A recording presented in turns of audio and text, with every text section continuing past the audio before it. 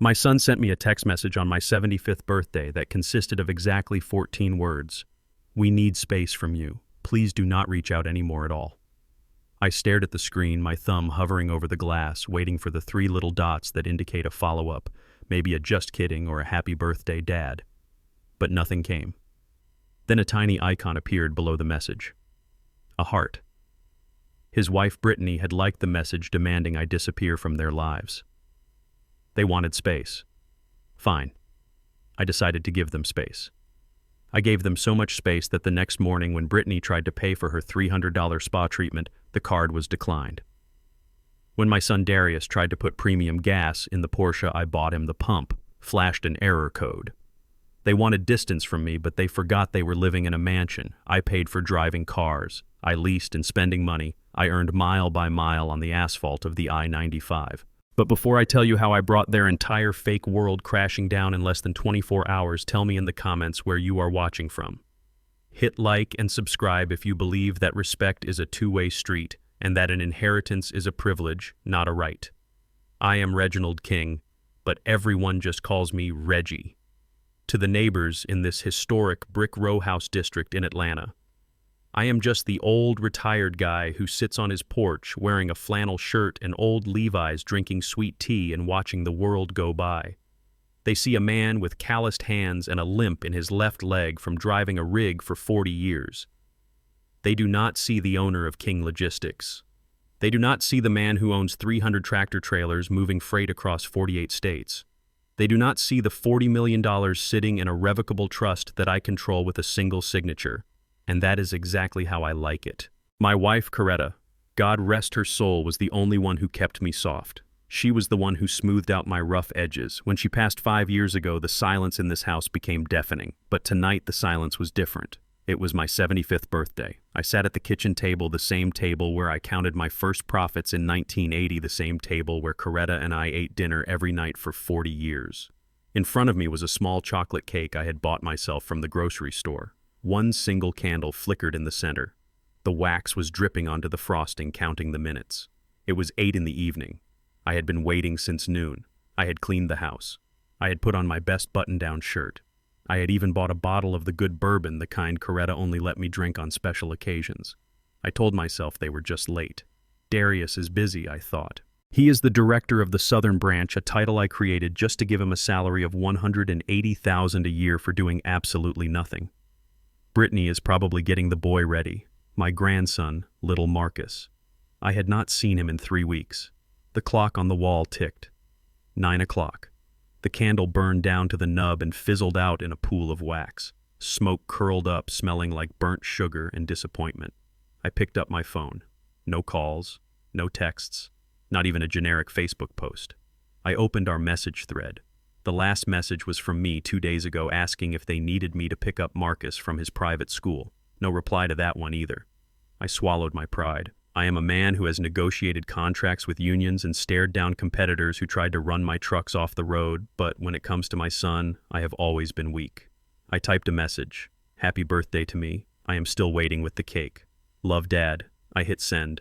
I watched the status change to delivered, then read.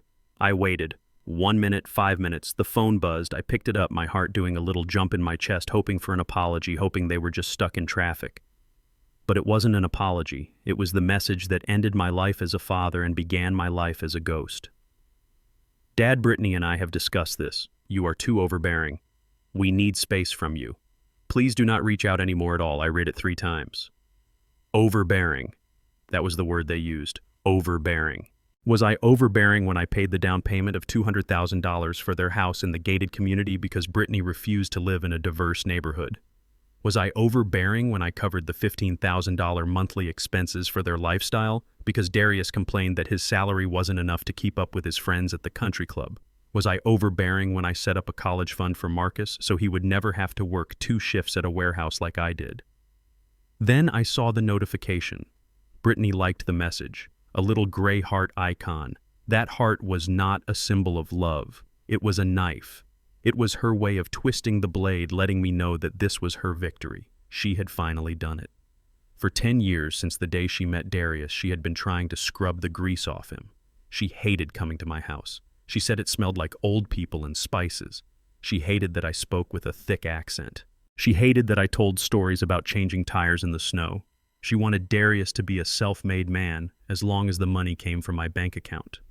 She wanted the fruit, but she hated the root. I did not cry. Men like me, we do not cry when we get cut. We bleed, and then we stitch ourselves up. I looked at the empty chair where Coretta used to sit. I could hear her voice in my head, soft but firm. Reggie, be patient with them. They are young. But Coretta wasn't here to hold my hand. Coretta wasn't here to remind me that family comes first. And frankly, if Coretta were here and saw that text, she would have been the one to drive over there and drag Darius out by his ear. I stood up. My knee popped a reminder of the miles I had put on this body to build the kingdom they were currently living in. I walked to the cabinet and grabbed the bottle of Pappy Van Winkle bourbon. I didn't bother with a glass. I took a long pull straight from the bottle. The liquid burned all the way down, burning away the sadness, leaving only a cold, hard clarity. They wanted space. They used the word space like a weapon. They thought space meant I would sit here in my old brick house, pining for them, sending checks in the mail, hoping for a Christmas card. They thought space meant I would continue to be the silent ATM machine in the background of their Instagram perfect lives. They forgot who I am. I am the man who built a logistics empire from a single used Ford truck. I am the man who memorized every back road from Georgia to Maine. I know how to navigate a storm, and I know how to disconnect a trailer when the load gets too heavy. I looked at the clock. It was 2 a.m. now. I sat in my recliner, the leather worn smooth over decades. I pulled out my phone again. I didn't call Darius. I didn't text Brittany. I scrolled past their names and found a number I hadn't called in years, but I paid a hefty retainer to keep active. It was the private line for the VIP client services at my bank, the kind of number that gets answered by a human being on the first ring 24 hours a day, 7 days a week, because the people calling this number have enough money to buy the bank. Reggie, a voice answered immediately. It was Jonathan, my account manager. Is everything all right? It is 2 a.m. I am fine, Jonathan, I said. My voice was steady. It sounded like the low rumble of a diesel engine idling. I need to make some changes to the family accounts. Of course, Reggie. What do you need? I took another sip of bourbon. I looked at the text message one last time. We need space. Jonathan, I said. Initiate the space protocol. There was a pause on the line. Jonathan knew what that meant. We had set it up years ago jokingly after Coretta died, just in case I ever decided to run away to Mexico and marry a showgirl. It was the nuclear option. It meant locking everything down. Are you sure? Reggie Jonathan asked, his professional tone cracking just a little. This will decline all active cards immediately. It will freeze the automatic mortgage payments. It will suspend the monthly stipend transfers. It will lock the gates at the property management level. It is a total blackout, I am sure I said. They asked for space, Jonathan. I want to make sure they get exactly what they asked for. I want you to cut the supplementary Amex Black cards. I want you to freeze the gas cards. I want you to stop the tuition checks for next semester until further notice. And Jonathan, send a notification to the security company that manages the alarm system at their address. Remove their administrative access. I am the owner of that property. I am the only administrator. Done, Jonathan said. I could hear the clicking of keys on a keyboard. It was the sound of a guillotine falling rhythmic and final. The cards are deactivated. The transfers are canceled. The space protocol is active, effective immediately. Is there anything else? Yes, I said. If they call the bank and they will call you, do not speak to them. You tell them that due to privacy laws and the request for space, you cannot discuss the account with unauthorized third parties. Understood, Reggie. Happy birthday, by the way. Thank you, Jonathan. I hung up the phone. The house was quiet again. The candle on the cake was just a puddle of wax now. I didn't blow it out, but the wish I had made earlier, the wish to see my family, had technically come true. I was going to see them. I was going to see their true faces when the money stopped flowing. I took the photo of Coretta off the mantle. She was smiling in the picture, wearing that Sunday hat she loved. I tried Rhett, I whispered to the frame. I gave them everything. I gave them the life we dreamed of. But you can't fill a bucket that has a hole in the bottom. And you can't buy respect from people who think they are entitled to your sweat. I finished the bourbon. I didn't go to sleep. I sat there in the dark, watching the sun come up over the Atlanta skyline. I felt a strange sense of calm. It was the calm of a driver who has checked his mirrors, checked his gauges, and knows he has a long, hard road ahead, but he has the fuel to make it. My son wanted space. He was about to find out just how cold and empty space really is when you are floating out there without a lifeline. The sun hit the window. My phone screen lit up. It wasn't a text. It was a notification from the bank app. Alert transaction declined.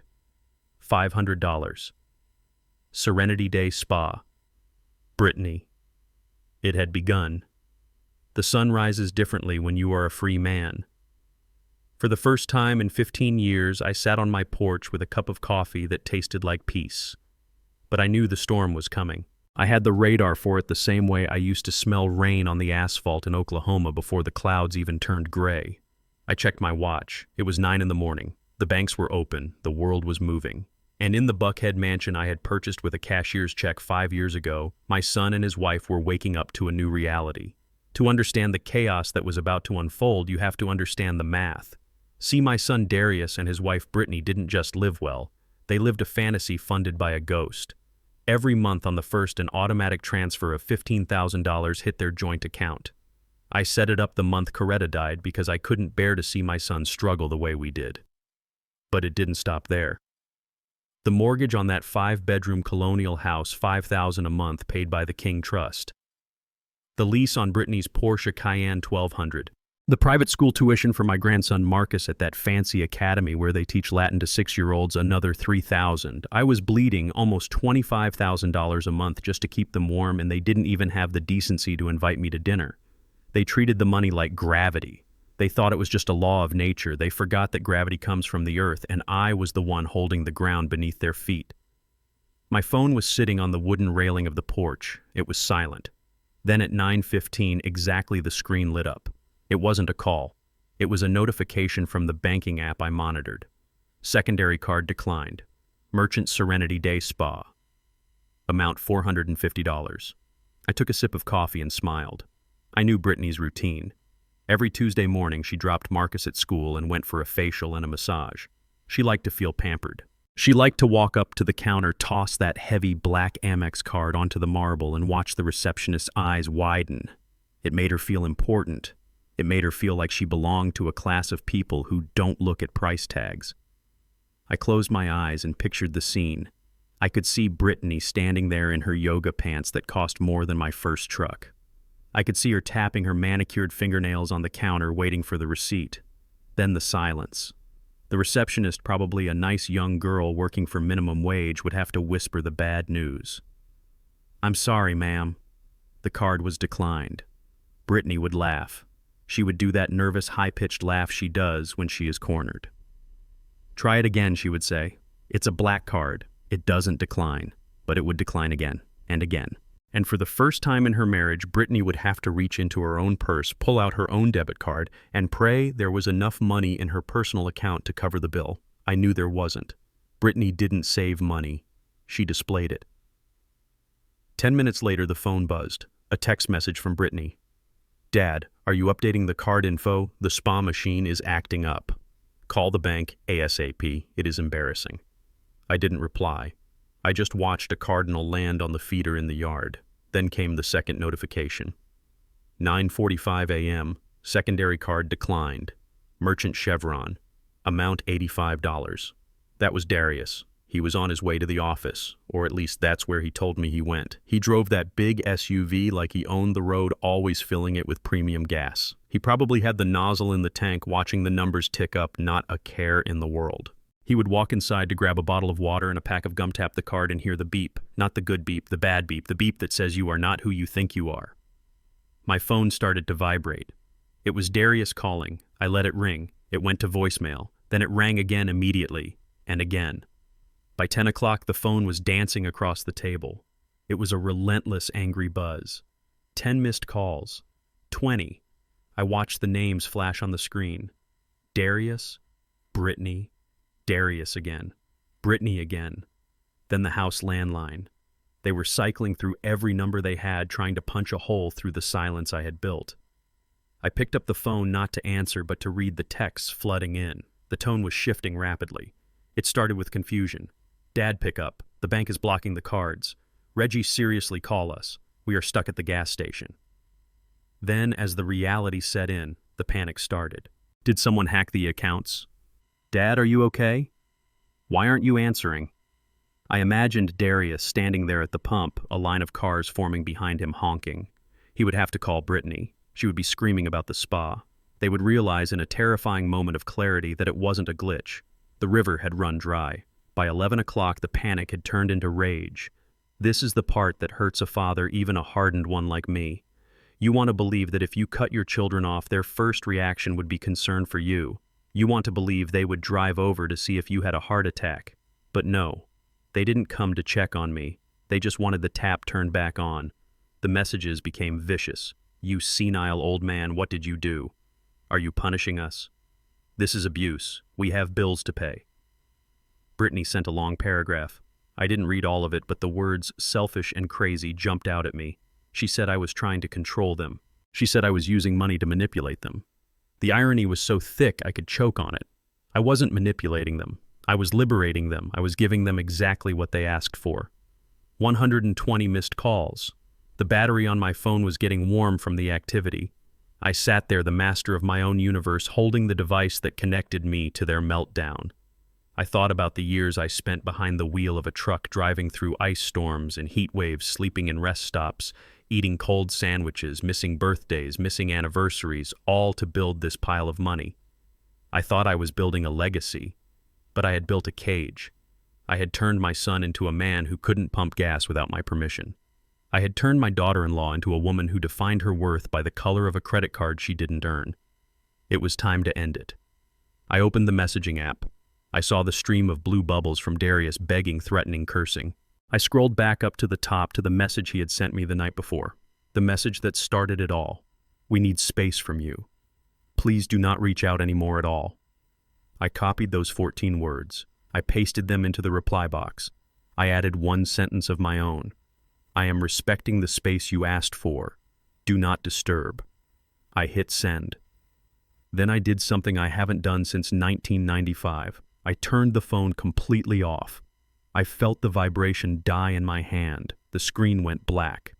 The silence returned to the porch, but this time it wasn't lonely. It was heavy. It was the sound of a bridge collapsing. I stood up and walked into the house. I went to the closet and pulled out my old tackle box and my fishing rod. I hadn't been fishing in years because I was always too busy fixing Darius's problems, too busy meeting with lawyers to protect assets, too busy trying to buy a place in their hearts. I walked out to my old Ford pickup truck, the one Darius refused to ride in because it was embarrassing. I threw the gear in the back. I climbed into the driver's seat and turned the key. The engine roared to life, a sound I understood better than any human voice. I backed out of the driveway, leaving the brick house behind. I was going to the lake. I was going to sit by the water and watch the bobber float.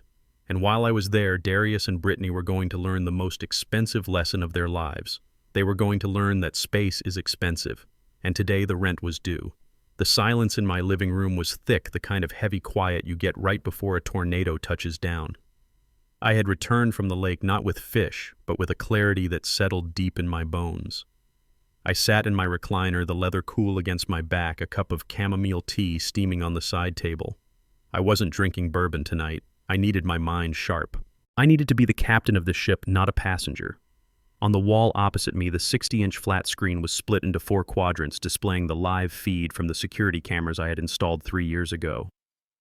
Coretta used to say I was paranoid turning our home into a fortress, but I told her that when you have built a mountain of gold, you have to watch out for the climbers. Today, the climbers were here. At exactly 4 p.m, the black SUV swerved into my driveway, kicking up a cloud of dust that settled on the hydrangeas Coretta had planted. It was Darius. He slammed the brakes so hard the front bumper nearly kissed the garage door. Brittany jumped out of the passenger side before the engine even died. On the grainy black and white monitor, she looked like a storm cloud in designer sunglasses. She wasn't walking. She was marching her heels, clicking against the pavement with the rhythm of an executioner. Darius followed her, his shoulders slumped, looking like a man marching to the gallows, terrified of both the executioner and the judge. Then came the noise. It wasn't a knock. It was an assault. Brittany hammered her fists against the solid oak door, the door I had sanded and stained with my own hands in 1985. Reginald, open. This door, open it right now. Her voice pierced through the wood, shrill and demanding.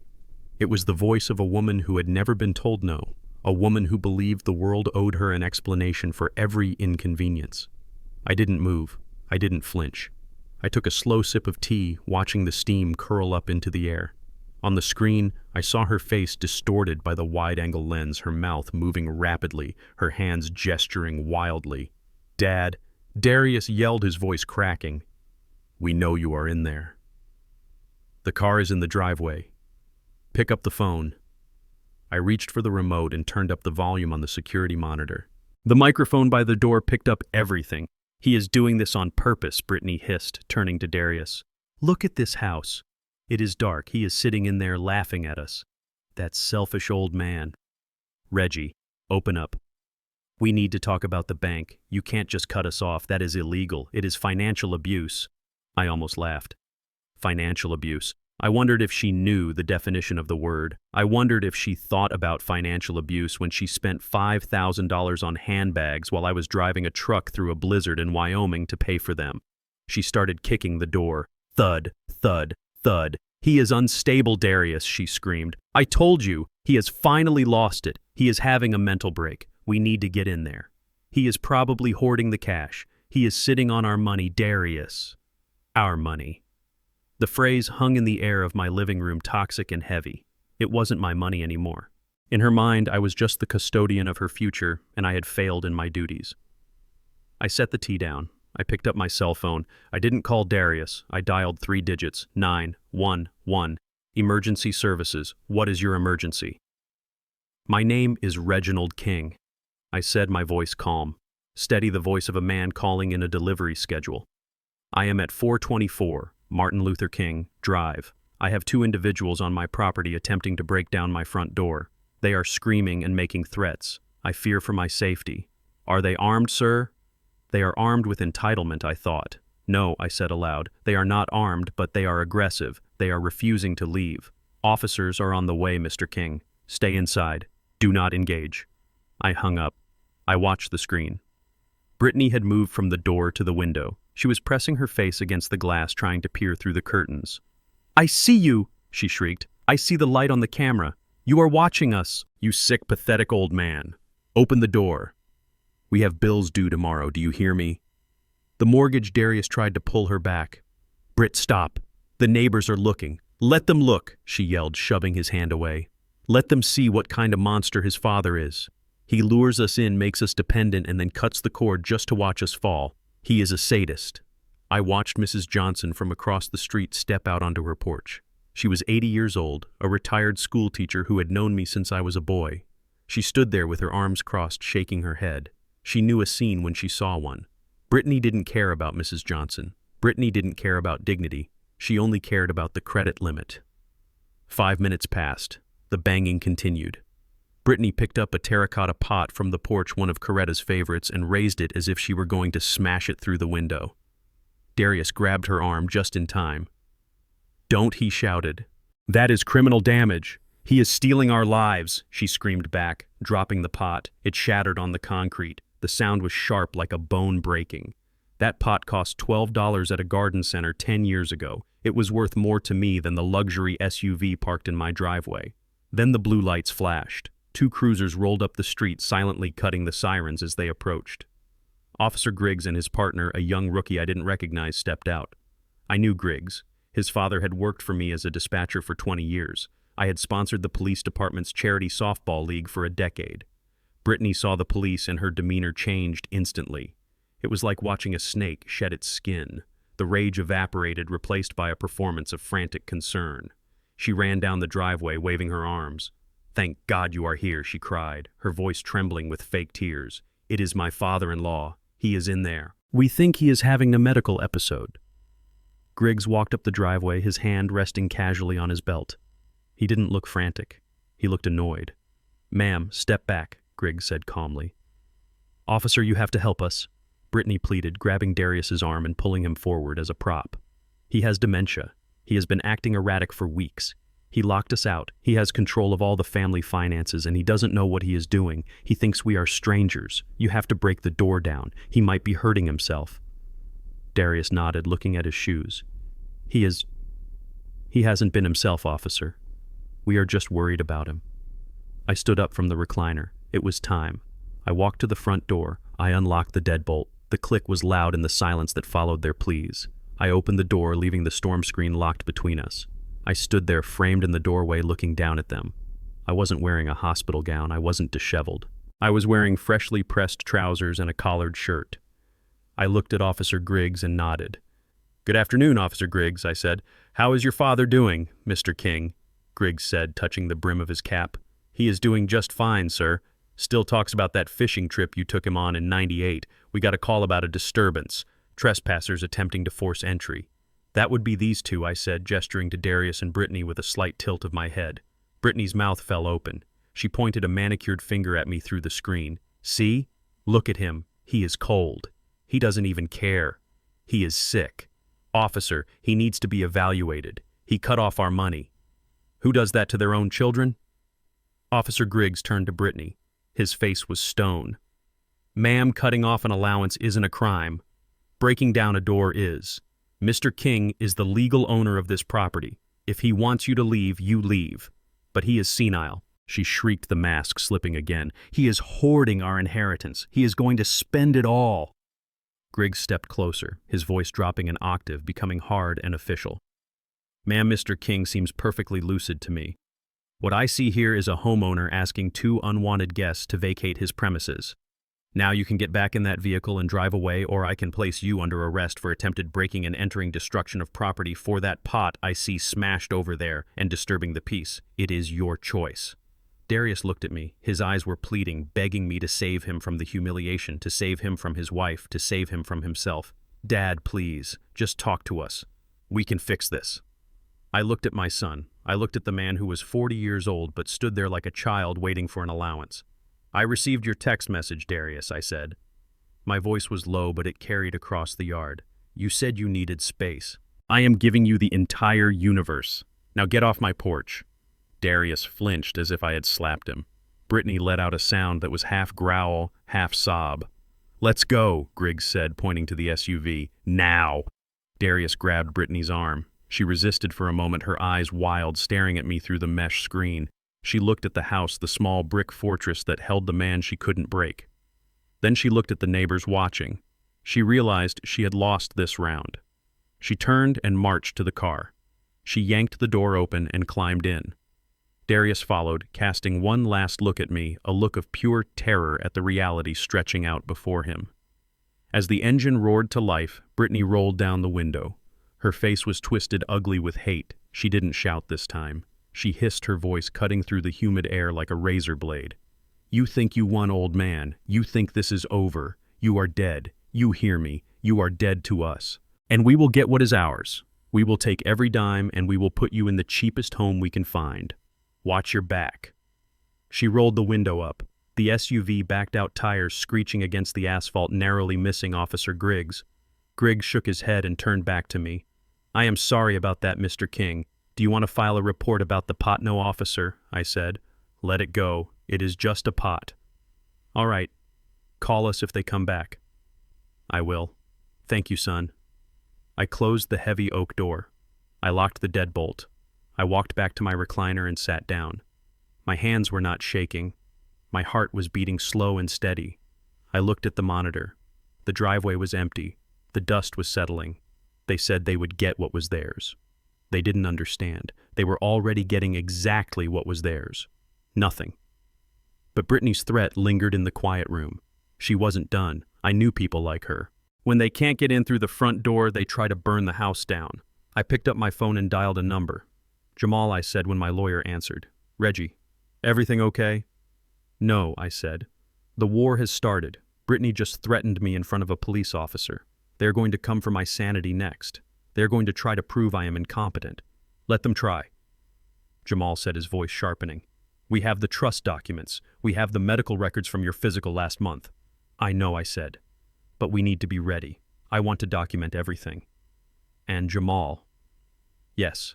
Find out who holds the note on Darius's car, and find out who holds the mortgage on that house in Buckhead. I have a feeling they are going to miss a payment very soon. I hung up. I took a sip of my tea. It was cold now, but I drank it anyway.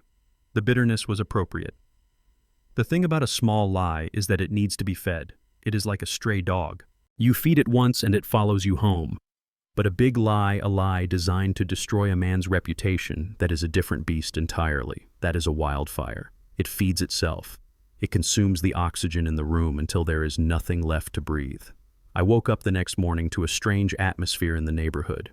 Usually when I walk out to get the paper, Mr. Henderson waves from his lawnmower, or Mrs. Higgins asks about my roses. Today the street was quiet.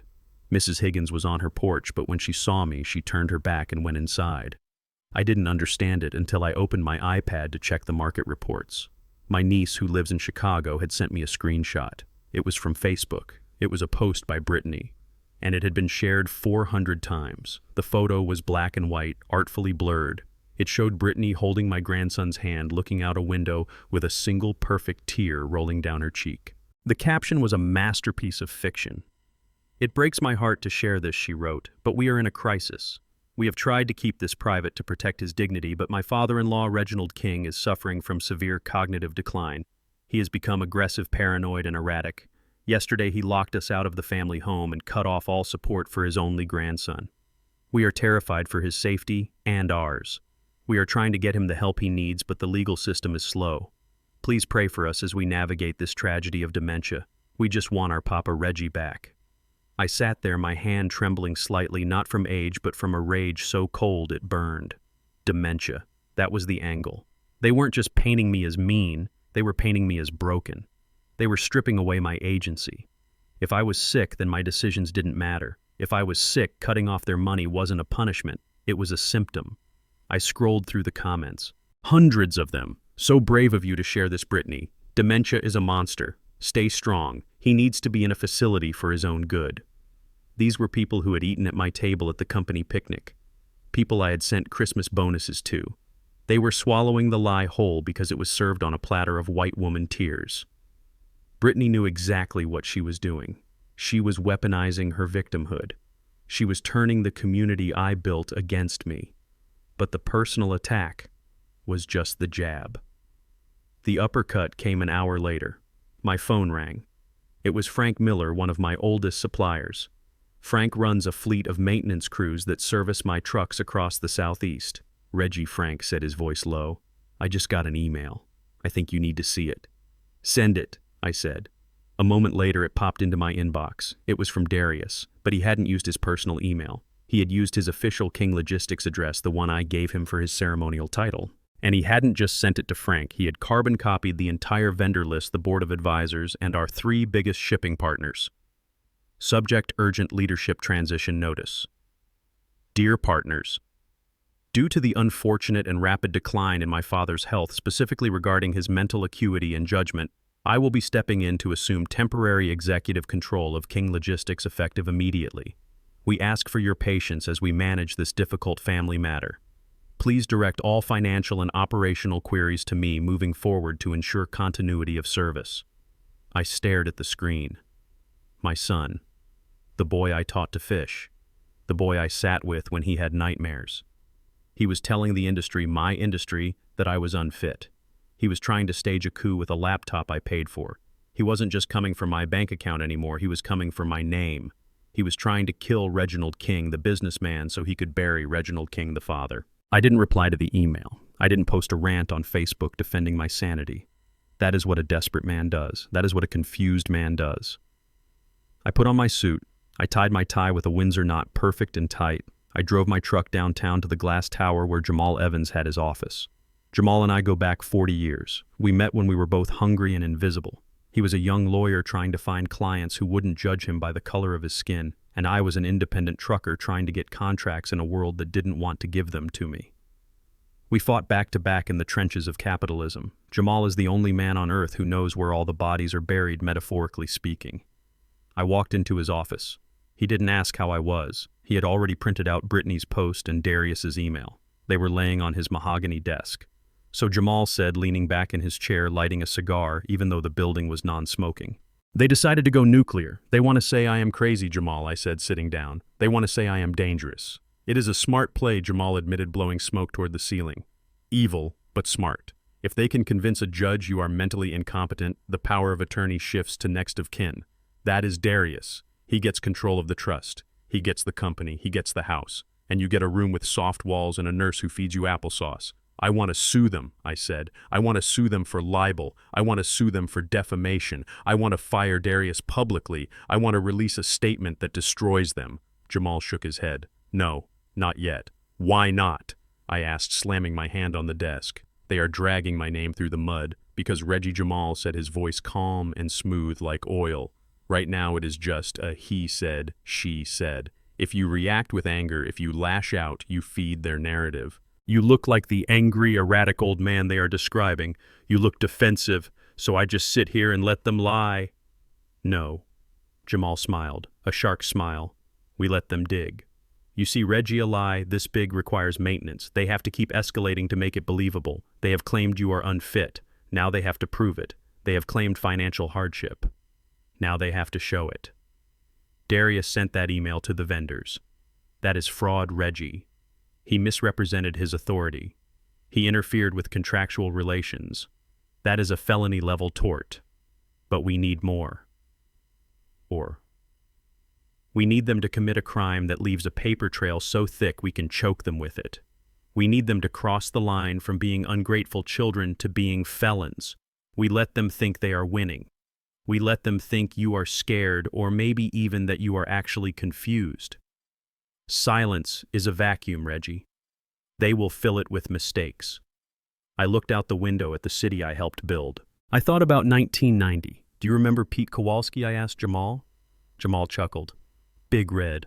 I remember him. Pete was a competitor back when I had just 50 trucks. He was a racist man who hated that I was taking his market share. He started spreading rumors that my drivers were running drugs. He sabotaged my tires in the yard. He tried to get my DOT license revoked. I remember Jamal said, "You wanted to go over there and beat him with a tire iron." I did, I said. But you told me to wait. And what happened? I waited, I said. I let him get arrogant. He thought I was weak because I didn't fight back. He got sloppy. He stopped maintaining his own fleet because he was so focused on destroying mine. He started cutting corners on safety, and then his trucks started failing inspections, Jamal finished. And he lost his insurance, and the bank called his loans, and I bought his entire fleet at auction for 10 cents on the dollar, I said. I hired his best drivers. I took his contracts. I didn't just beat him, Jamal. I absorbed him. Exactly, Jamal said, pointing his cigar at me. That is what we are going to do to Darius and Brittany. We don't just want to win a lawsuit. We want to dismantle them. We want to expose them so thoroughly that they can never hide behind a lie again. So what is the play, I asked. The play is invisibility, Jamal said. Go dark. Do not respond to the email. Let the partners call you and you answer calmly, reassure them, but tell them it is a private family matter involving addiction or mental health issues on Darius's part. Plant the seed that he is the one cracking. And Brittany. Let her post, Jamal said. Let her do interviews if she wants. Every word she types is evidence. But we need to bait the trap. They need money, Reggie. They are desperate. Desperate people make stupid moves. They have access to the old joint checking account, I said. The one I keep empty now. Leave it open, Jamal said. And maybe, just maybe, leave a checkbook lying around the house where someone might find it if they were to say, break in. I looked at Jamal. You think they would go that far? Reggie, they already tried to break down your door while you were home. If they think you are senile, they think you won't notice if things go missing. They think they are entitled to it. I nodded. I understood the strategy. It was the rope-a-dope. Lean against the ropes, cover your head, let them punch themselves out until their arms are heavy, and then when they drop their guard, deliver the knockout. I stood up. I shook Jamal's hand. Let them dig, I said. I drove home. I didn't take the highway. I took the surface streets, driving past the warehouses and the depots. I saw my trucks on the road, big silver rigs with the gold crown logo of King Logistics. I built this. Me, not Darius, not Brittany. When I got home, I saw Mrs. Higgins again. She was by her mailbox. I stopped the truck and rolled down the window. She looked nervous. "Afternoon, Martha," I said. "Oh, hello, Reginald," she said, clutching her purse. I I saw Brittany's post. I am so sorry to hear you aren't doing well." I looked her in the eye. "Martha, you have known me for 30 years. Do I look like I don't know where I am?" She hesitated. "Well, no. But dementia is tricky, they say. They say a lot of things," I said. "But let me ask you this. If I was losing my mind, would I be driving this truck? Or would I be giving my son the keys to the kingdom?" She paused. She looked at the truck. She looked at me. The seed of doubt was planted. I pulled into my driveway. I walked inside. I didn't turn on the lights. I sat in the dark and opened my laptop. I saw the email Darius had sent. I saw the replies starting to come in from my partner's confused worried. I didn't type a response. I deleted the email thread. Then I opened a new window. I pulled up the GPS tracking for my fleet. I watched the dots move across the map of America. Thousands of miles, millions of dollars, moving at my command. My son thought he could take the wheel. He didn't realize that I had the only set of keys and I was about to drive him off a cliff. My phone buzzed. It was a notification from Instagram. Someone had sent me a screenshot of Brittany's story. She was crying again, talking about how she was going to have to sell her jewelry to feed her child because Grandpa had cut them off. I laughed. It was a cold, dry sound in the empty house. Sell the jewelry, Brittany, I thought. Sell it all. Because when I am done with you, you are going to need every penny for bail money. They say you catch more flies with honey than with vinegar, but my daughter-in-law Brittany prefers to catch them with chloroform.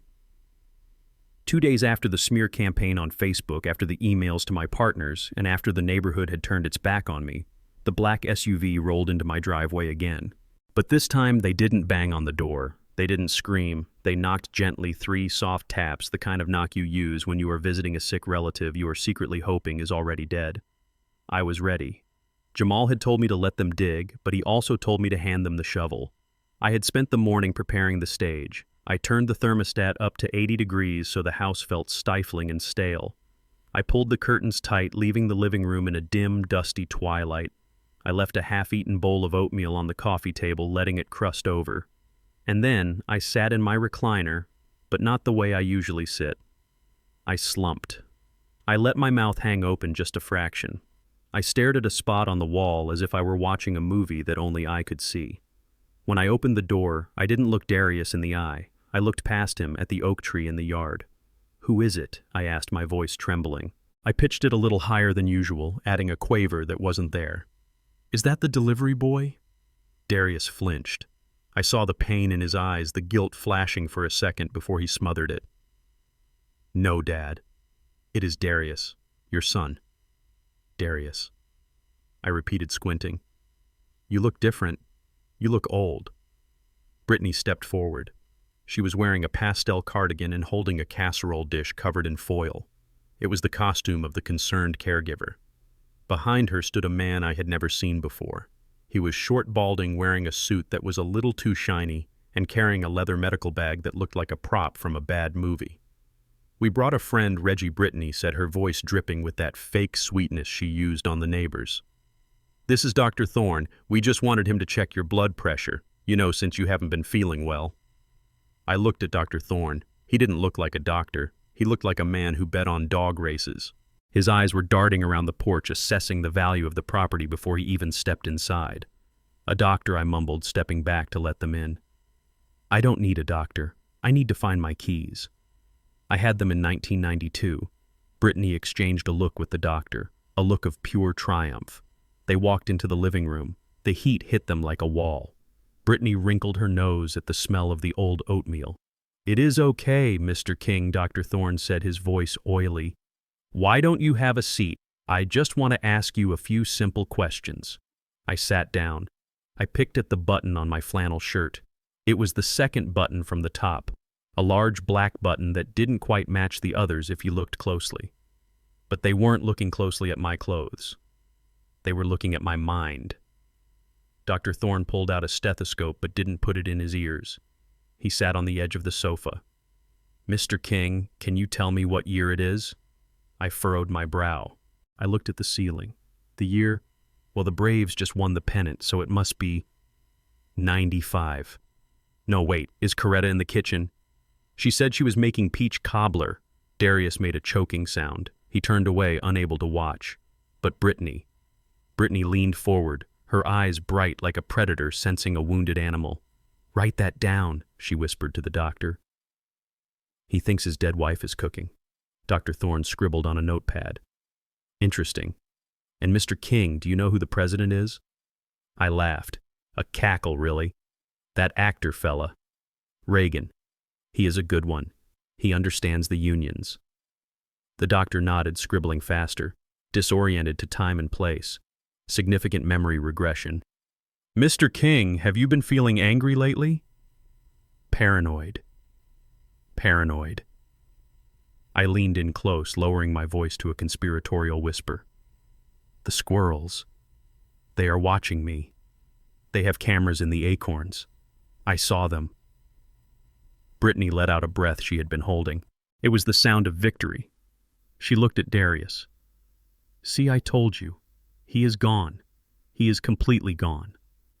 Darius looked at me, tears welling in his eyes. But he didn't stop it. He didn't say, Dad, stop joking. He let the lie stand because he needed the lie. He needed me to be broken so he could be fixed. Dr. Thorne stood up. He hadn't checked my blood pressure. He hadn't checked my pulse. He hadn't done a single medical procedure. I think I have seen enough, the doctor said. This is a clear case of advanced dementia with paranoid delusions. He is a danger to himself. He cannot be left alone. He lacks the capacity to manage his own affairs, financial or otherwise. Brittany stood up too, smoothing her skirt. Thank you, doctor.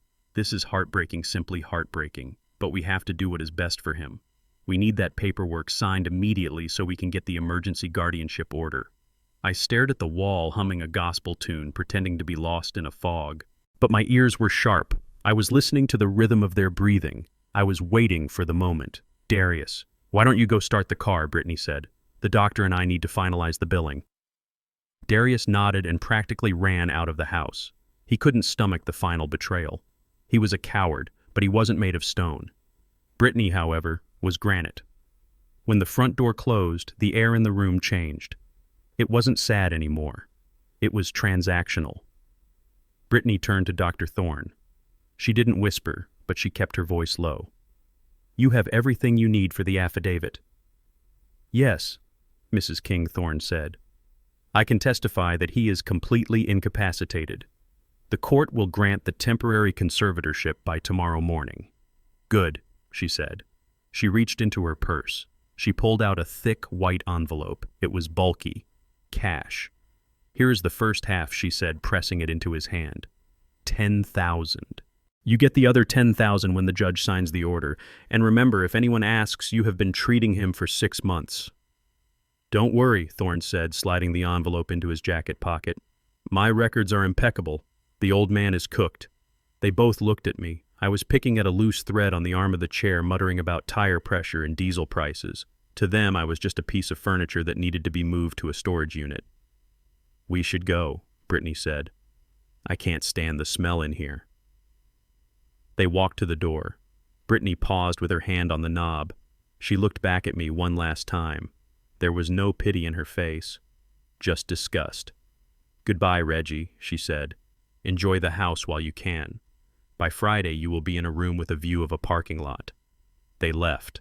I heard the lock click. I heard the SUV start up and drive away. I waited 1 minute, 2 minutes. Then I sat up straight. I rolled my shoulders to work out the tension. I stood up and walked to the window, watching the empty street. I wasn't humming gospel anymore. I reached up to the second button on my flannel shirt, the black one. I twisted it to the left and pulled. It popped off in my hand. It wasn't a button, it was a high-definition spy camera with a dedicated microphone, the kind my security team uses on the high-value cargo trucks. I had bought it 3 days ago from a specialty shop in downtown Atlanta. I walked to my laptop and plugged the button into the USB port. The file popped up. I clicked play. The video was crystal clear. The audio was crisp. Here is the first half, 10,000. You get the other 10,000 when the judge signs the order. The old man is cooked. I watched it 3 times. I watched Brittany hand over the cash. I watched the doctor take a bribe to strip a man of his freedom. This wasn't just family drama anymore. This wasn't just civil court. This was a felony. This was conspiracy. This was fraud. They wanted to prove I was incompetent. Instead, they had just handed me the weapon that would end them. They thought I was trapping myself in a web of dementia, but I was the spider, and they had just walked right into the silk. I saved the file. I encrypted it. I sent a copy to the secure cloud server at King Logistics. Then I sent a copy to Jamal. I picked up my phone and dialed Jamal's number. "Did you get it?" I asked. "I am watching it right now," Reggie Jamal said. His voice was breathless. "My God, they actually did it. They bribed him on camera." "Who is the doctor?" I asked. "Thorne," Jamal said. "I know him. He lost his license in Florida 10 years ago for overprescribing opioids. He is practicing here under a provisional reinstatement." "Reggie, this is it. This is the nail in the coffin." "Not yet," I said. "What do you mean, not yet?" Jamal asked. "We can go to the police right now. We can have them arrested by dinner." "No," I said. I looked around my empty house. I looked at the spot where Brittany had stood, so arrogant, so sure of her victory. Arresting them now is too easy. They will make bail. They will cry to the press that they were set up. I want them to stand in front of a judge. I want them to file that paperwork. I want them to swear under oath that I am crazy. I want them to commit perjury on top of the fraud. I want the trap to snap shut when they are reaching for the prize. "You are a cold man," Reginald King Jamal said, but I could hear the admiration in his voice. "They killed the father, Jamal," I said softly. "Now they have to deal with the businessman. Let them file the papers. Let them set the court date." I hung up. I walked to the kitchen and threw the bowl of cold oatmeal in the trash. I opened the fridge and took out a steak. I was going to cook dinner. I was going to eat well. I had a big week ahead of me. My son thought I was speaking nonsense when I asked about the year 1995. But I wasn't confused. 1995 was the year I fired my first vice president for stealing fuel. I looked him in the eye while the police put the cuffs on him. He cried. He begged. He said he had a family. I told him then what I would tell Darius soon. "You should have thought about your family before you put your hand in my pocket." I seasoned the steak. I heated the skillet. The house was quiet, but it wasn't empty. It was filled with the ghosts of the people my family used to be, and soon it would be filled with the consequences of who they had become. There are lines you do not cross in this life. You do not steal a man's tools. You do not insult his mother. And you never under any circumstances touch the memory of his dead wife. My daughter-in-law Brittany didn't just cross that line. She sprinted over it wearing stilettos, laughing the whole way. I was sitting in my home office, the one room in the house I kept exactly as it was when I ran the company from home in the early 90s. The fax machine still sat in the corner, a relic of a bygone era. But the man sitting behind the desk was very much in the present. My private investigator, a man named Mike, who used to be a detective in the narcotics unit, sat across from me. He didn't look happy. He slid a manila envelope across the mahogany desk. It made a dry scratching sound that grated on my nerves. "You are not going to like this," Reggie Mike said. His voice was low, gravelly. "I have seen a lot of low things people do for money, but this is bottom of the barrel." I opened the envelope. Inside was a series of high-resolution photographs taken with a telephoto lens. The first photo showed Brittany's white SUV parked in a strip mall on the bad side of Decatur. It wasn't the kind of place you take a luxury vehicle unless you are buying drugs or selling your soul.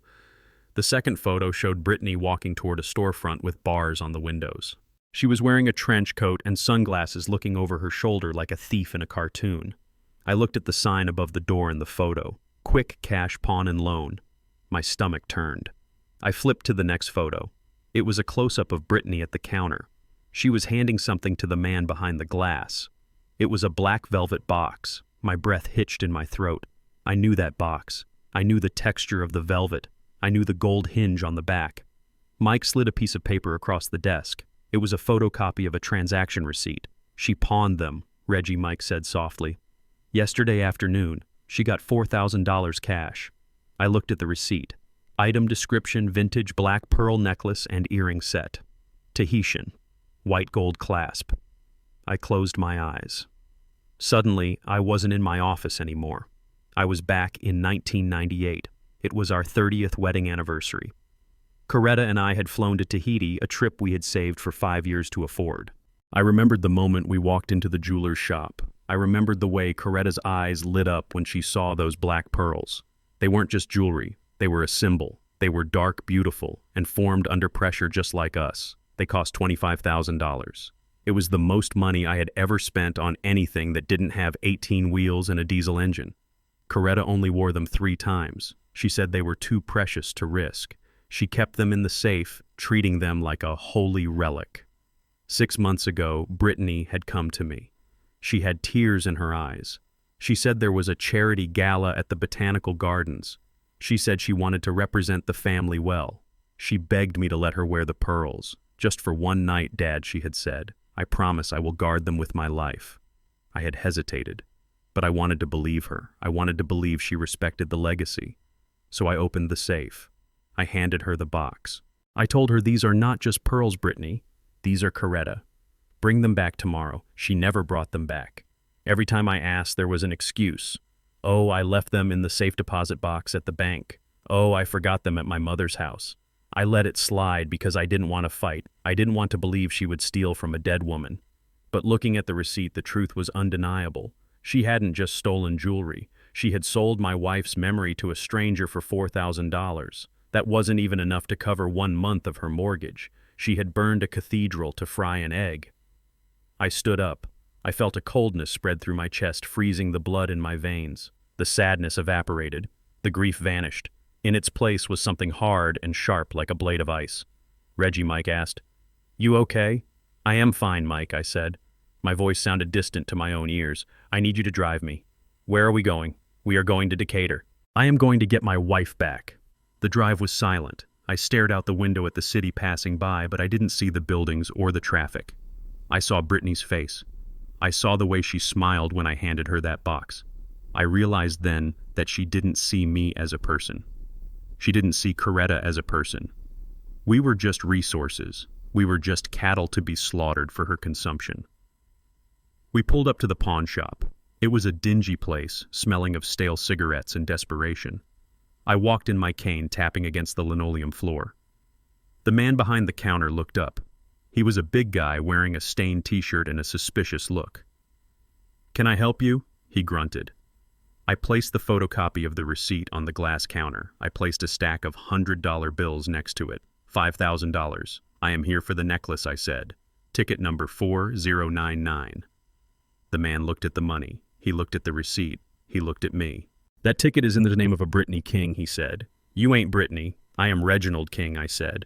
That is my daughter-in-law. She made a mistake. She sold something that didn't belong to her. I am here to buy it back. The man shrugged. A sale is a sale, Pops. If she signed the paper, it is legal, unless you are saying it is stolen property. If it is stolen, I gotta call the cops, hold the evidence. It gets messy. You might not see those pearls for 6 months. I knew the game. If I reported it stolen now, the pearls would disappear into an evidence locker or worse, go missing from his safe. I needed them in my hand. I pushed the stack of money closer to him. There is $5,000 there, I said. You paid $4,000. You make $1,000 profit for 24 hours of storage. That is good business. I take the pearls. I take the original receipt. We walk away. The man chewed his lip. He counted the money. He held a bill up to the light. All right, he said. He turned and unlocked a heavy steel cage behind him. He rummaged around on a shelf and came back with the black velvet box. He set it on the counter. I reached out and opened it. There they were. The black pearls shone under the fluorescent lights, dark and lustrous. I ran my thumb over the center pearl, the one that had rested against Coretta's throat. I felt a physical ache in my chest, a phantom limb pain for the woman who should have been wearing them. They are fine, the man said. She didn't scratch them. Said they belonged to her grandmother who died and left her nothing else. Said she hated the old hag anyway. I froze. My hand stopped moving. She said that I asked softly. Yeah. Said the old lady was a miser. Said she was glad to get rid of the junk. I closed the box. I snapped the lid shut with a sound like a pistol shot. I put the box in my inside jacket pocket right against my heart. The paperwork, I said. The man slid the original pawn ticket across the counter. It was the white copy, the one with the wet ink signature. I picked it up. I looked at the bottom line. Signature of seller Brittany King. Underneath, in smaller print, was the declaration, I hereby certify that I am the sole owner of the items listed above and have the legal right to sell them. It was a lie signed in blue ink, a lie that transformed a family dispute into a felony. In the state of Georgia, theft of property exceeding $1,500 is a felony. Grand larceny, trafficking in stolen goods, fraud. I folded the receipt carefully. I put it in my wallet. "Thank you," I said to the man. "Pleasure doing business," he muttered, already stuffing the cash into his register. I walked out of the pawn shop and into the bright sunlight. Mike was waiting by the car. He looked at me, saw the look on my face, and opened the back door without a word. "Did you get them?" Mike asked as we pulled away. I patted my chest pocket. "I got them. And the receipt, I got that too." "So what now?" Mike asked. "We go to the precinct." "No," I said. I looked at the gritty streets of Decatur passing by. I thought about Brittany sitting in my son's house, probably scrolling through online shopping sites, spending the $4,000 she thought she had gotten away with. She thought she was smart. She thought she had liquidated an asset. She didn't realize she had just signed her own arrest warrant. If I go to the police now, I said, she gets arrested. She makes bail. She cries to the judge that it was a misunderstanding, a family dispute. She says I gave them to her. It becomes her word against mine. So what do? "We wait," I said. "We add this to the pile. We let them file for guardianship. We let them stand in court and claim they are the responsible ones, the ones trying to protect the family assets. And then when she is on the stand, swearing on a Bible that she has only my best interests at heart, that is when we produce the receipt." Mike looked at me in the rearview mirror. His eyes were wide. "That is cold, Reggie. She sold my wife's memory for pocket change, Mike," I said, my voice devoid of any warmth. "She called Coretta a miser. She didn't just steal jewelry. She stole the sacred. There is no mercy for that. There is no forgiveness for that." I pulled the velvet box out of my pocket again. I held it in my hands. I promised Coretta I would protect her legacy. I had failed to protect the pearls from being taken, but I would not fail to use them to destroy the woman who took them. The pain was gone. The shock was gone. All that was left was the mission. Brittany wanted to play games with the big boys. She wanted to be a player in the world of high stakes. Well, she had just placed her bet. She bet $4,000 against my 40 years of experience. She was about to find out that the house always wins. "Take me to the bank, Mike," I said. "I need to put these in a safety deposit box, a box that only I can open, and then I said, staring straight ahead, "And then we go see Jamal. I have a crime to report, but we aren't filing charges today. We are just loading the gun." As the car merged onto the highway, I touched the receipt in my wallet. It felt heavier than the pearls. It felt like justice. Brittany King had made many mistakes in the last week. She had insulted me. She had lied about me. She had tried to steal my company. But selling Coretta's pearls, that wasn't a mistake. That was a fatality. She was walking around free, breathing the air, spending the money. But she didn't know the truth. She was already in prison. I just hadn't closed the door yet. Friday arrived with the weight of a funeral procession. The sky was a bruised, purple, threatening rain that refused to fall. I was sitting on my porch, not drinking tea, not reading the paper. I was simply waiting. I knew how the legal system worked. I knew that in the state of Georgia, an emergency ex-parte hearing for conservatorship could happen without the subject even being present. If you had a doctor's affidavit claiming immediate danger and a family member crying about dementia, a judge would sign the temporary order first and ask questions later. It is a system designed to protect the vulnerable, but in the hands of predators like my son and his wife, it is a weapon. At 10 o'clock sharp, the black SUV pulled in. But this time it was followed by a county sheriff's cruiser. This was the escalation I had anticipated. They weren't just coming to argue, they were coming to take possession. Darius stepped out of the car first. He was wearing a suit, trying to look the part of the responsible executive, but his tie was crooked and he was sweating despite the cool breeze. Brittany followed, wearing a modest navy dress and low heels. She looked like she was going to church. She held a thick folder of documents to her chest like a shield.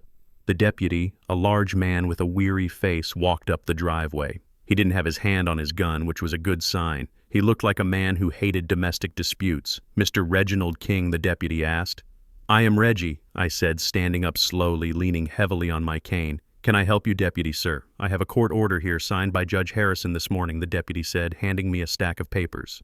"It grants temporary emergency conservatorship of your person and your estate to your son, Mr. Darius King. It states that due to medical incapacity, you are to surrender control of your assets and property immediately." I took the papers. I didn't read them. I knew what they said.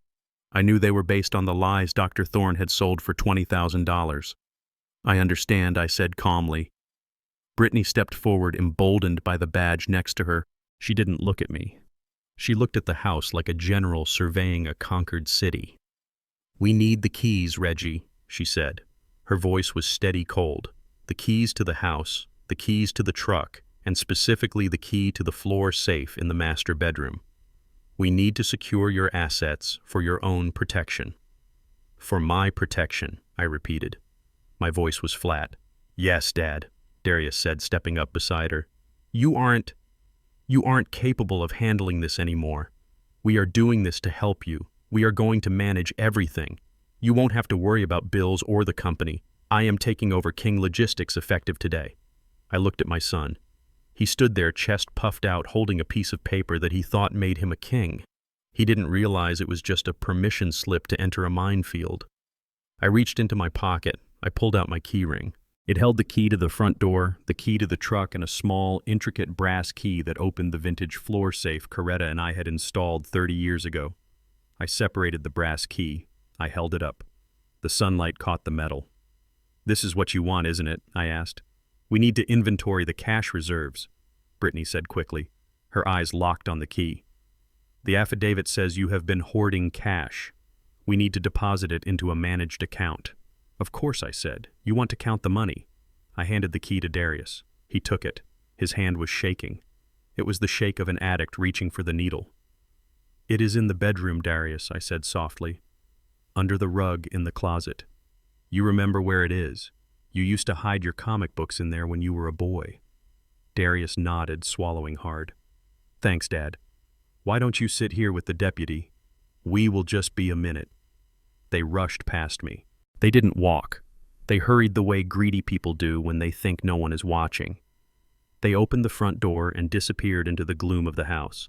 I sat back down in my rocking chair. The deputy stood nearby, looking uncomfortable. "I am sorry about this, Mr. King," the deputy muttered. "It is never easy." "It is about to get a lot harder, Deputy," I said. We waited. The silence stretched out.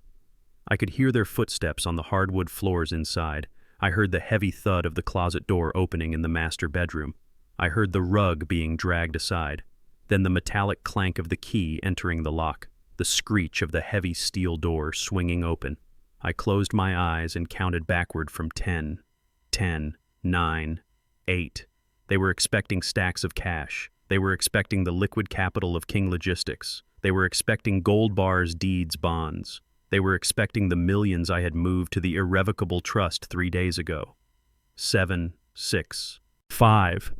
They were staring into the dark steel belly of the safe. They were reaching in their hands, trembling with anticipation. 4, 3, 2, and they were finding nothing, absolutely nothing, except for a single crisp piece of white cardstock folded in the center of the empty metal box. 1. No! The scream tore through the house. It was a primal sound, a mixture of rage and agony. It sounded like an animal caught in a trap. It was Darius. The deputy jumped his hand, going to his radio. "What the hell was that?" "That is the sound of disappointment," I said, not moving from my chair. We heard running footsteps, heavy, frantic stomping. Then the sound of glass breaking, a lamp shattering against a wall, a chair being thrown. "Where is it?" Brittany shrieked. Her voice was unrecognizable. "Where's the money?" The deputy looked at me alarmed. "Sir, I need to go inside." I stood up. "I will come with you."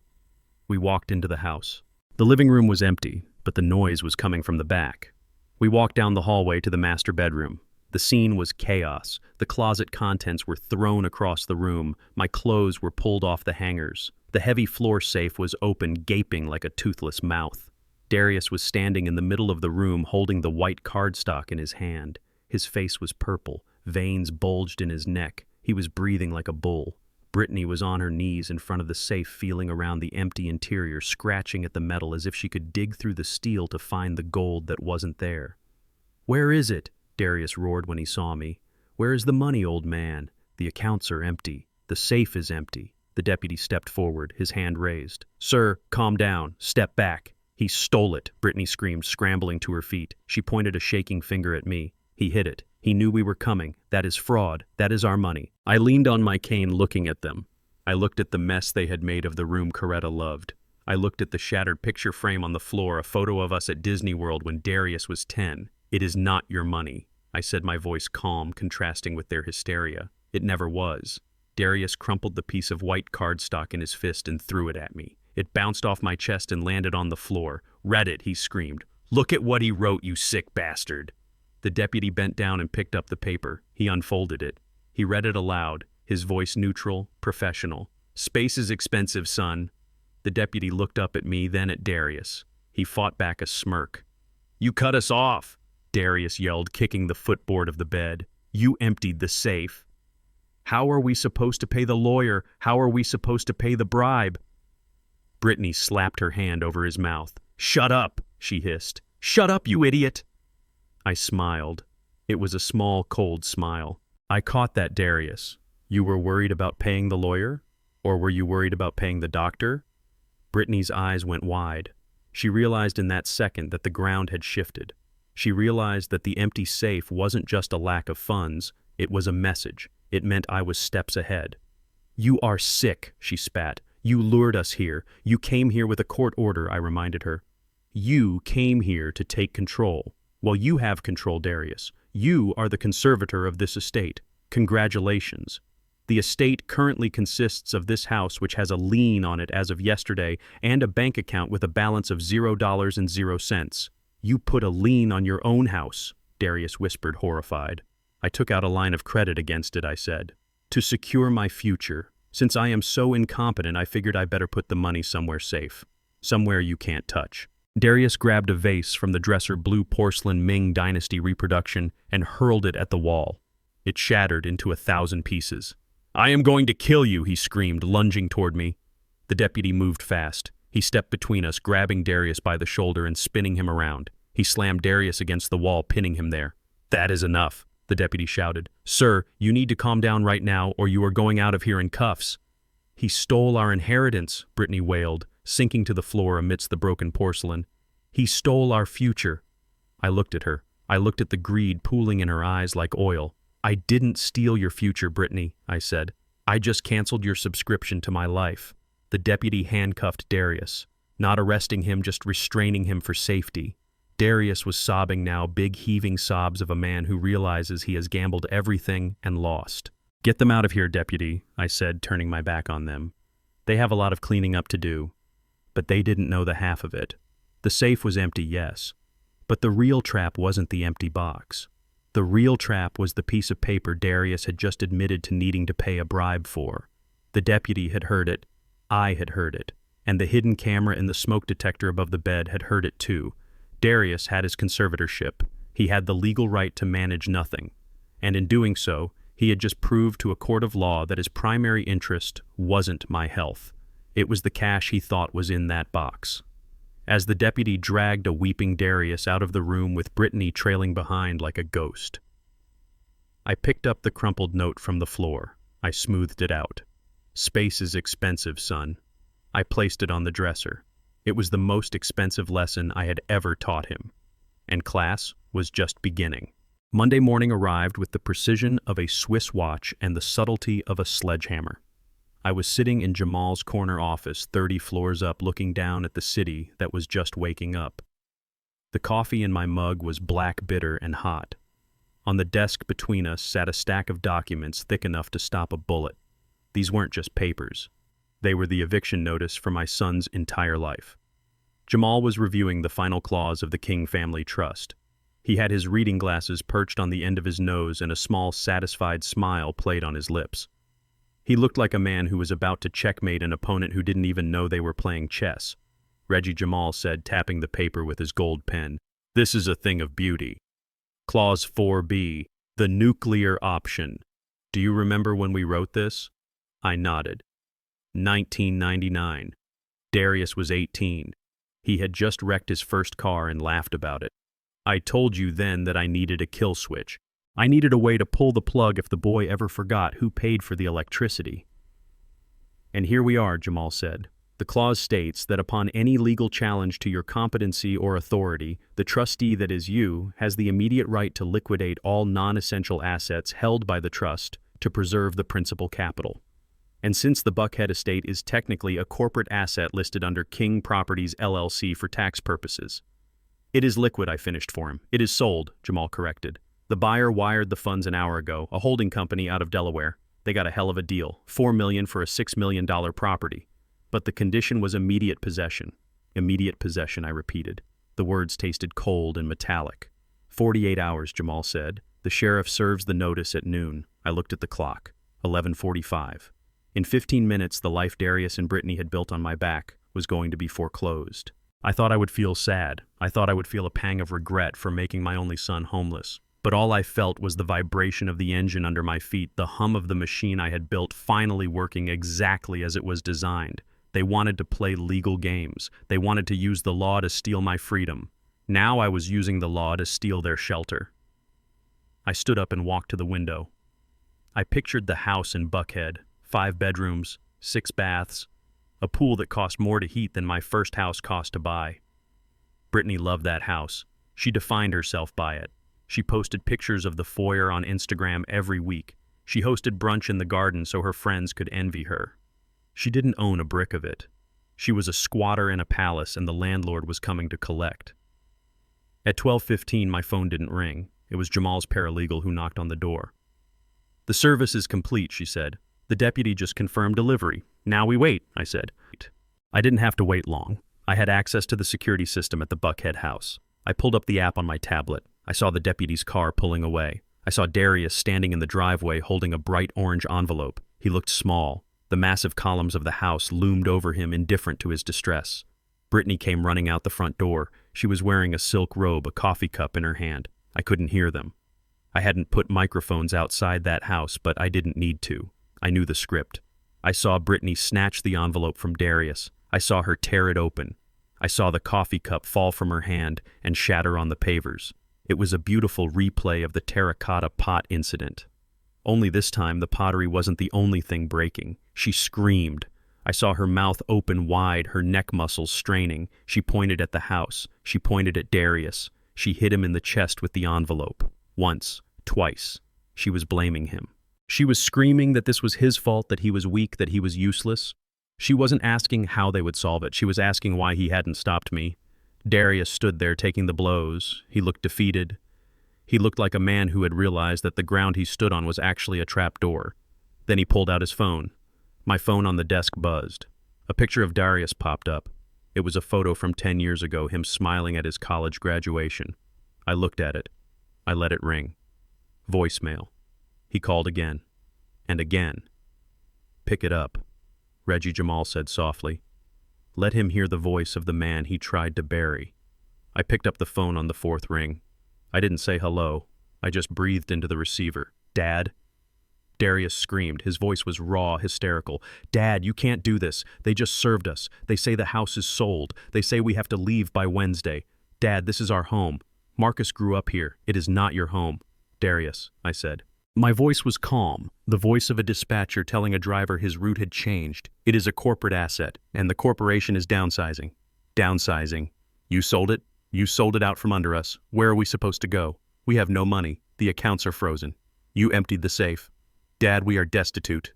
I leaned back in the leather chair. I looked at Jamal, who was watching me with a somber expression. "You are not destitute, son," I said. "You are independent. Isn't that what you wanted? You wanted to take control. You wanted to be the man of the house. Well, now you have the chance to find your own house." Brittany grabbed the phone. I heard the scuffle, the desperate panting. "You listen to me, you old bastard," she shrieked. "You can't do this. I have rights. I have squatter's rights. I will not leave. I will chain myself to the door. You will have to drag me out." "You won't chain yourself to anything, Brittany," I said. "Because the new owners are a commercial development firm. They bought the land, not the house. They are sending bulldozers on Friday. If you are inside, that is a safety violation. And I know you don't like violations." She made a sound like a wounded animal. It was a guttural choking noise. "Why are you doing this?" she sobbed. "Why do you hate us?" "I don't hate you, Brittany," I said. "I am indifferent to you. You made it clear that my presence was a burden. You said I was overbearing. You said you needed space." "We didn't mean this," Darius yelled, getting the phone back.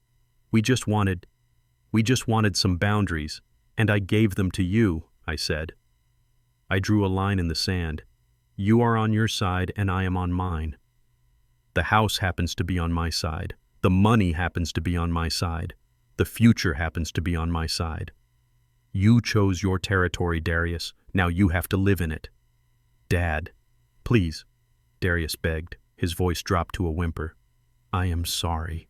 Okay, I am sorry about the doctor. I am sorry about the court order. I was scared. Brittany said we had to do it. She said you were going to spend everything and leave us with nothing. She made me do it, Dad. He threw his wife under the bus so fast I almost heard the thud. That was my son, a man with no spine, just a collection of fears held together by expensive suits. She made you do it, I repeated. A 40-year-old man forced by his wife to declare his father insane, forced to hire a corrupt doctor, forced to try and break into my safe. You know, Darius, when I was your age, I was facing down union busters with baseball bats. I didn't let anyone force me to do anything. I know, Dad. I know I am weak. I know I am a disappointment. Just please, don't take the house. Don't make us homeless. Marcus. Think about Marcus. I closed my eyes. Marcus, my grandson, the innocent casualty in this war. Marcus will be fine, I said.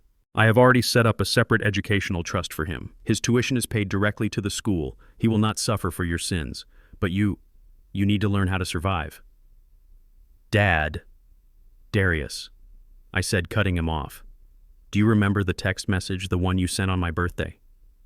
Silence. 14 words, I said. We need space from you. Please do not reach out anymore at all. I paused. I let the silence stretch across the phone line, across the city, across the years of disappointment. I am giving you space, son, I said. I am helping you stand on your own 2 feet. You can't learn to walk if I am always carrying you. You have 48 hours. I suggest you start packing. And Darius? Yes, he whispered. Don't take the chandeliers. They belong to the house. The new owners have an inventory list. If anything is missing, they will file theft charges, and I won't bail you out. I hung up. I placed the phone gently on the desk. My hand was steady. Jamal looked at me. He poured 2 fingers of scotch into a crystal glass and slid it across the desk. To space, Jamal said. To space, I replied. I drank the scotch. It burned, but it was a good burn. It was the burn of cauterization. I watched the monitor on my tablet. Darius was sitting on the front steps of the mansion, his head in his hands. Brittany was pacing the driveway, screaming into her cell phone, probably calling her mother, probably calling a lawyer who wouldn't take her case because her credit card was declined. They looked small from this height. They looked like ants whose hill had been kicked over. They were scrambling, panicked, realizing that the world was vast and dangerous when you didn't have a giant shielding you from the sun. I felt a strange lightness in my chest. For years I had carried the weight of their expectations. I had carried the burden of their happiness. I had worried about their bills, their status, their future. I had tried to buy their love, and all I had purchased was their contempt. Now the weight was gone. I had set it down. I had returned the burden to its rightful owners. I stood up and walked to the door. Where are you going? Jamal asked. I am going to get a haircut, I said. And then I am going to buy a new suit. A bright one. Maybe blue. Blue is good, Jamal said. I walked out of the office. The elevator ride down was smooth. The lobby was bustling with people rushing to lunch, people working, people striving. I walked out into the street. The sun was shining. The air smelled of exhaust and opportunity. My son was homeless. My daughter-in-law was hysterical. My legacy was in flames, and I had never felt more alive. I walked down the street, my cane tapping a rhythm on the concrete. Tap, tap, tap. It was the sound of a man moving forward. It was the sound of a man who had finally decided to drive his own truck again. They wanted space. I smiled. I looked up at the sky. It was endless. It was blue. It was empty. Enjoy the vacuum, I thought. Because in space, no one can hear you scream. They say that poverty is a slow slide, but the loss of status is a free fall without a parachute. I watched that fall happen from the dashboard of my truck parked 2 blocks away from the St. Jude's Academy, looking through a pair of high-powered binoculars. It was 3 in the afternoon on a Tuesday. The sun was beating down on the asphalt, baking the humidity into the air, the kind of Georgia heat that makes you sweat just by thinking about it. It was pickup time. The parade of luxury SUVs was lined up around the block, a shimmering snake of Range Rovers, G-Wagons, and BMWs. In the middle of it all sat the Porsche Cayenne I had leased for Brittany 3 years ago. It was pearl white, spotless, gleaming like a diamond in a coal mine. She was sitting inside with the air conditioning blasting, probably checking her makeup in the rearview mirror, preparing to greet the other mothers with that fake tight smile she had perfected. She didn't know that the lease had been terminated at 9 o'clock that morning. She didn't know that the repo order had been flagged as priority 1. I saw the tow truck before she did. It wasn't one of those polite flatbeds that slide your car up gently. It was a snatcher, a heavy-duty repo rig with a hydraulic claw driven by a man named Tiny, who used to work on my loading docks back in the 90s. Tiny didn't care about private schools. Tiny didn't care about social standing. Tiny cared about the repossession fee I had promised him in cash. The truck rumbled up the opposite lane, bypassing the line of idling mothers. Brittany honked her horn, probably thinking he was blocking traffic. Then Tiny threw the truck into reverse. The backup beeper echoed off the brick walls of the school. Beep, beep, beep. It was the countdown to her social execution. I watched through the lenses as Brittany opened her door and stepped out. She was wearing oversized sunglasses and a sundress that cost more than my first mortgage. She started screaming, waving her arms, pointing at the line of cars behind her. I couldn't hear the words, but I could read the body language. She was outraged. She was offended. She was telling Tiny that he was making a mistake, that he didn't know who she was. Tiny didn't even get out of the cab. He just backed the lift under the rear wheels of the Porsche. The hydraulics whined. The rear of the luxury SUV lifted into the air like a dog presenting its belly. Brittany lunged forward, grabbing the door handle of her car as if she could physically hold it down to the earth. Then the school doors opened.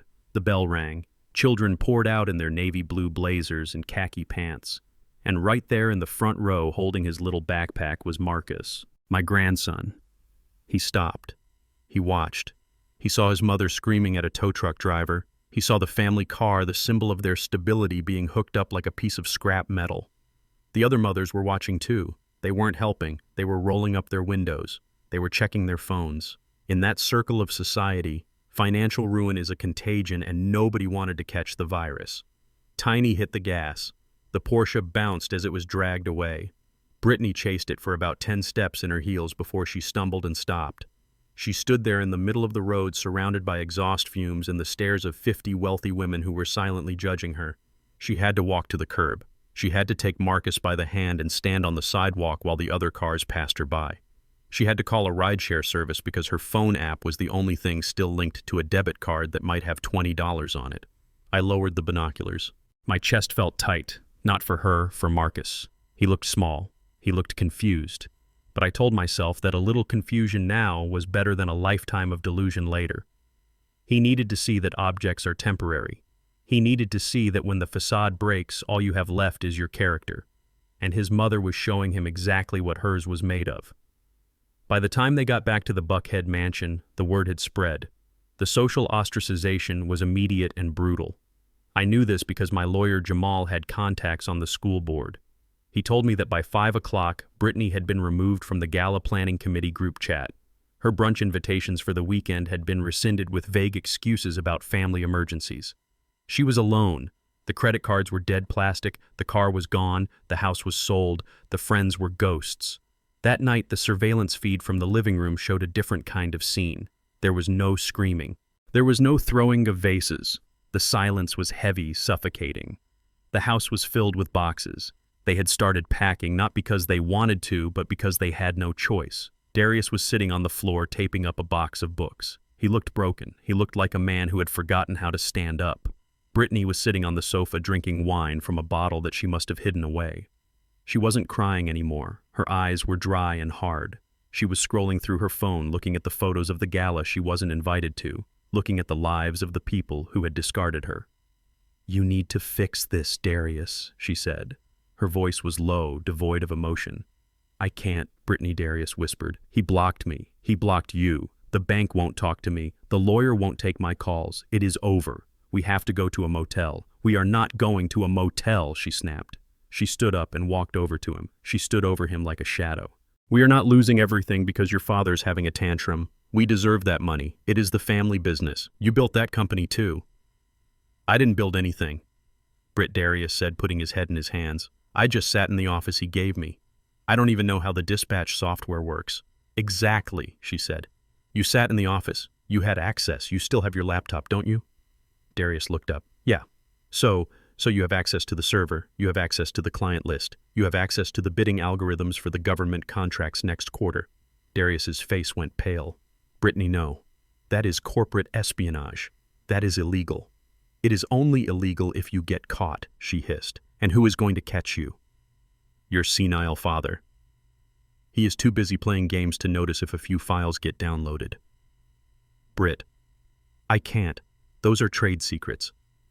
If you sell those, we get cash, she interrupted. Fast cash. Enough to get a lawyer who will actually fight for us. Enough to get an apartment that isn't infested with roaches. Enough to survive until the old man dies. She knelt down in front of him. She put her hands on his face.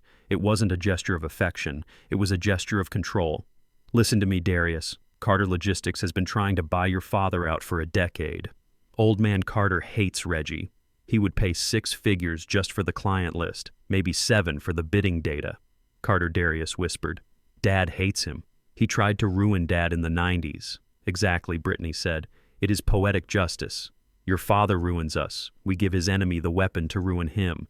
It is fair, Darius. It is survival. Do you want Marcus sleeping in a shelter? Do you want me to leave you? Because I will. I will not live in poverty. Darius, I didn't sign up for that. I watched on the screen as my son struggled. I saw the fear in his eyes. I saw the weakness. I waited for him to stand up. I waited for him to say no, to say that he wouldn't betray his own blood to a man who had called me racial slurs to my face 30 years ago. I waited for him to find his spine, but he didn't. He looked at Brittany. He looked at the boxes. He looked at the empty space where the TV used to be. How do we do it? He asked. Brittany smiled. It was a shark smile. Log in. Download the drive. I will call Carter's office in the morning. I met his son at a mixer last year. I have his private number. I sat back in my recliner. My heart felt like a stone in my chest. This was it. This was the bottom. They weren't just greedy children anymore. They were traitors. They were willing to sell the legacy I built with sweat and blood to the highest bidder. They were willing to destroy the company that put food on the tables of 300 families just to keep their country club membership. I picked up my phone. I didn't call the police. Not yet. I called Jamal. It was late, but he answered on the first ring. They are going to do it, Jamal, I said. My voice was steady, but my hand was gripping the armrest so hard my knuckles were white. Do what they are going to sell the data. They are going to Carter Logistics. There was a silence on the line. Then Jamal sighed. It was a heavy, sad sound. I am sorry, Reggie. I know you hoped it wouldn't come to this. It doesn't matter what I hoped, I said. It matters what is happening. We need to initiate the honeypot protocol. Are you sure? Jamal asked. Once they transfer that data, there is no coming back. That is federal. That is prison time. I looked at the screen. I saw Darius opening his laptop. I saw Brittany pouring him a glass of wine, rubbing his shoulders, encouraging him to drive the knife into my back. I am sure, I said. Let him log in. Let him download the files. But make sure the files he gets aren't the real ones. I had prepared for this. Months ago, my IT director and I had created a dummy server. It looked real. It had folders labeled Government Contracts 2024 and Client Pricing Matrix. But the data inside was poison. The bid numbers were inflated. The client contacts were routed to burner phones managed by my security team. If Carter Logistics used that data, they would bid too high on every contract. They would lose millions, and they would know exactly who sold them the lemon. Give him access. Jamal, I commanded. Open the gate. Let the rat take the cheese. Consider it done, Jamal said. I hung up. I watched Darius type his password. I watched the progress bar on his screen as he downloaded the files that would seal his fate. He looked nervous. He kept looking at the door as if I were going to burst in. You don't have to worry about me coming through the door, son, I thought. You have to worry about who is waiting for you on the other side of that transaction. Brittany kissed him on the cheek when the download finished. She looked triumphant. She thought she had found the golden ticket. She didn't realize she had just pulled the pin on a grenade and handed it to her husband. I turned off the monitor. I couldn't watch anymore. The tragedy wasn't that they were stealing. The tragedy was that they were selling me out for pennies on the dollar, and they were too stupid to know they were buying fool's gold. Tomorrow they would make the deal, and tomorrow I would let the trap snap shut. I sat in the back of my surveillance van, parked 3 rows deep in the lot of a Waffle House off Interstate 20. It was not the kind of place you expect to see corporate espionage go down, but that was exactly why it was perfect. It was anonymous, it was loud, and it smelled like grease and syrup, a smell that usually made me hungry but today made me want to retch. On the monitor in front of me, a high-definition feed from a directional microphone and a long-range camera showed me the booth by the window. Sitting on the left side of the booth was my son Darius. He was wearing a baseball cap pulled low and sunglasses, looking like a celebrity trying to avoid the paparazzi, or more accurately, like a criminal trying to avoid his conscience. He was sweating. I could see the sheen on his upper lip even through the pixelated screen. He kept tapping his foot, a nervous tic he had since he was a boy waiting for his report card. Sitting across from him was a man I had not seen in person for 15 years, but whose face I saw every time I closed my eyes and thought about the hard days. Buck Carter, the owner of Carter Logistics. Seeing Buck Carter sitting across from my son was like seeing the devil making a deal with my own flesh and blood. Buck was 70 years old now, his skin like old leather, his eyes still possessing that cold, predatory blue stare that used to look through me like I was invisible. Back in 1985, when I was trying to secure my first major contract with the state, Buck Carter had cornered me in a loading dock. He had poked a finger in my chest and told me that boys like me didn't belong in the logistics game. He had used a word that starts with the letter N and ends with the sound of a whip cracking. He told me he would bury me. He told me he would run my trucks off the road and bankrupt my family. I beat him. I beat him by working harder, driving longer, and being smarter. I took his contracts one by one. I built King Logistics on the ashes of his prejudice. And now, 40 years later, here was my son, the boy I raised to be a king, sitting at a table with the man who wanted to make us slaves. Darius didn't know the history. I had shielded him from it.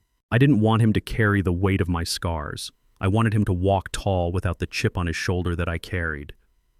Maybe that was my mistake. Maybe if I had shown him the scars, he would understand why you don't break bread with the enemy. The audio feed crackled, then cleared up as the directional mic locked onto their voices. "Do you have it?" Buck asked. His voice sounded like gravel in a cement mixer. Darius looked around the diner. He looked terrified. "I have it, Mr. Carter. It is all here. The bid algorithms for the Defense Department contract, the client pricing list, the driver routes for the pharmaceutical shipments, everything." Buck smiled. It was a shark smile, all teeth and no warmth. "Good. You are doing the smart thing, son. Your daddy is a stubborn mule. He doesn't know when to quit. He is running that company into the ground with his old-fashioned ideas. You are saving the legacy." Saving the legacy. The audacity of that lie almost made me punch the monitor. Darius nodded, swallowing the bait, hook, line, and sinker. "I just want what is fair," Darius said, his voice trembling. "He cut me off, Mr. Carter. He left me and Brittany with nothing. We have a child. I have to protect my family. By selling out your father to a man who hates him, I thought, you are not protecting your family, Darius. You are selling your soul for a life raft that is full of holes." "Let me see it," Buck said, extending a hand that was covered in liver spots and gold rings. Darius reached into his jacket pocket. He pulled out a silver USB drive. It was small, innocent looking, but inside that piece of metal was supposed to be the blueprint of my entire empire. It contained the data that took me 4 decades to accumulate. It was the blood in my veins digitalized. My hand hovered over the door handle of the van. Every instinct in my body screamed at me to burst out, to run into that diner, to flip the table and grab my son by the collar. I wanted to shake him. I wanted to scream at him. I wanted to ask him if he knew that the man sitting across from him had once paid a sheriff to impound my trucks on Christmas Eve just to see my children cry. But I stayed in my seat. I forced my hand to relax. I remembered Jamal's words. Let them dig. If I stopped him now, Darius would just be a confused son who made a mistake. He would claim he was coerced. He would claim he didn't know what he was doing. But if he handed over that drive, if he took the money, he was a traitor. He was a corporate spy. He was a felon. And I needed him to be a felon. I needed the bridge to be burned so completely that he could never try to cross it again. I watched as Darius placed the USB drive into Buck Carter's hand.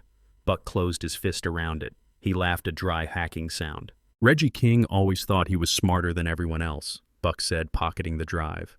He thought he could sit at the big table. Well, today we are going to clear the table.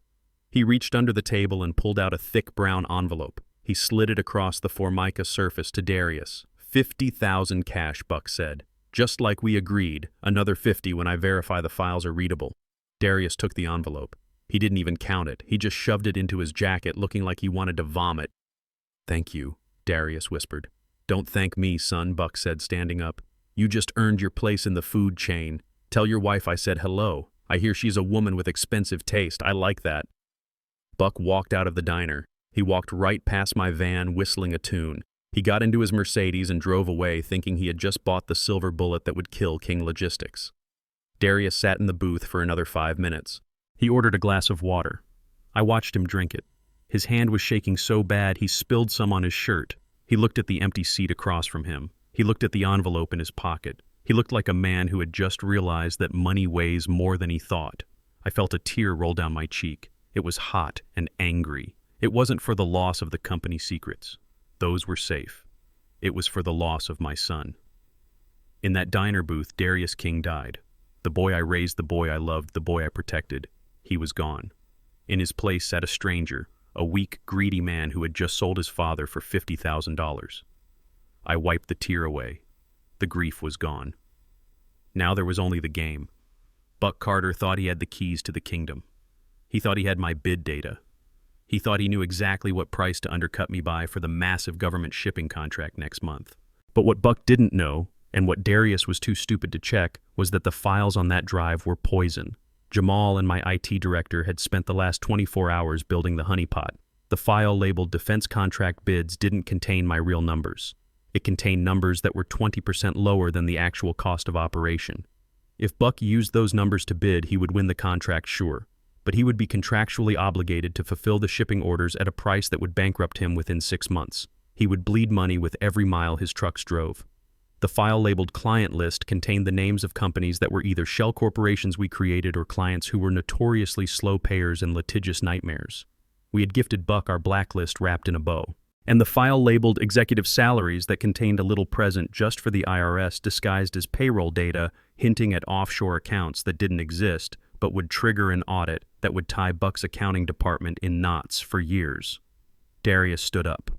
He left a $5 bill on the table for water. He walked out of the diner, keeping his head down. He got into the rental car he was driving since the Porsche was repossessed. I watched him drive away. He was going back to Brittany. He was going to show her the cash. They were going to celebrate. They were going to think they had won. They were going to think they had outsmarted the old truck driver. I picked up my phone and called Jamal. "It is done," I said. My voice was hollow. "Did he take the money?" Jamal asked gently. "He took it. And the drive Buck has it." Jamal paused. "I am sorry, Reggie. I know that is not the outcome a father wants. I don't have a son anymore, Jamal," I said. "I have a defendant." "We are ready on our end," Jamal said, shifting to his lawyer voice. "We have the tracking software embedded in the files. As soon as Buck opens that drive on his server, we will get a ping. It will prove he is in possession of stolen proprietary data. We can nail Darius for theft of trade secrets and corporate espionage, and we can nail Buck for receiving stolen property and industrial sabotage." "Let them wait," I said. "Let Buck submit his bid. Let him sign the contract with the government using those fake numbers. I want him to commit to the ruin. I want him to sign his own death warrant. And Darius, yes. Let him spend the money. Let them feel safe for a few days. Let Brittany buy a new purse. Let them think the storm has passed." I started the engine of the van. "When we drop the hammer, Jamal, I want to make sure they are standing on glass." "Understood, Reggie. Go home. Get some rest." I drove home, but I didn't rest. I went into my backyard. I had a small fire pit there. I gathered up some old photos I had kept in a shoebox in the garage. Photos of Darius playing baseball. Photos of Darius at his high school graduation. Photos of the three of us, me, Coretta, and Darius, smiling on a beach. I didn't burn them all. I kept the ones of Coretta. But the ones where Darius stood alone, the ones where he looked at the camera with that innocent smile pretending to be a good son, I threw them into the fire. I watched the edges curl and blacken. I watched his face distort and vanish into smoke. The traitor had made his choice. He chose the 30 pieces of silver. Now he would have to live with the hanging tree. I sat by the fire until it was just ash. The sun was setting, painting the sky in colors of blood and bruises. Tomorrow the real war would begin. Tomorrow I would show Buck Carter and Darius King that you do not come for the king unless you are ready to die. They wanted my legacy. They were about to find out that my legacy was heavy, and if you aren't strong enough to carry it, it will crush you. The courtroom smelled of floor wax and old paper, a sterile scent that did little to mask the underlying stench of betrayal. I sat at the defense table, my hands folded calmly on the polished mahogany surface. To my left sat Jamal, my attorney, a man whose silence was often louder than his words. Across the aisle sat my children, Darius and Brittany. They were dressed in colors of mourning and concern, muted grays and soft blues costumes selected carefully for the performance of their lives. They were not here to bury my body, but they were certainly here to bury my life.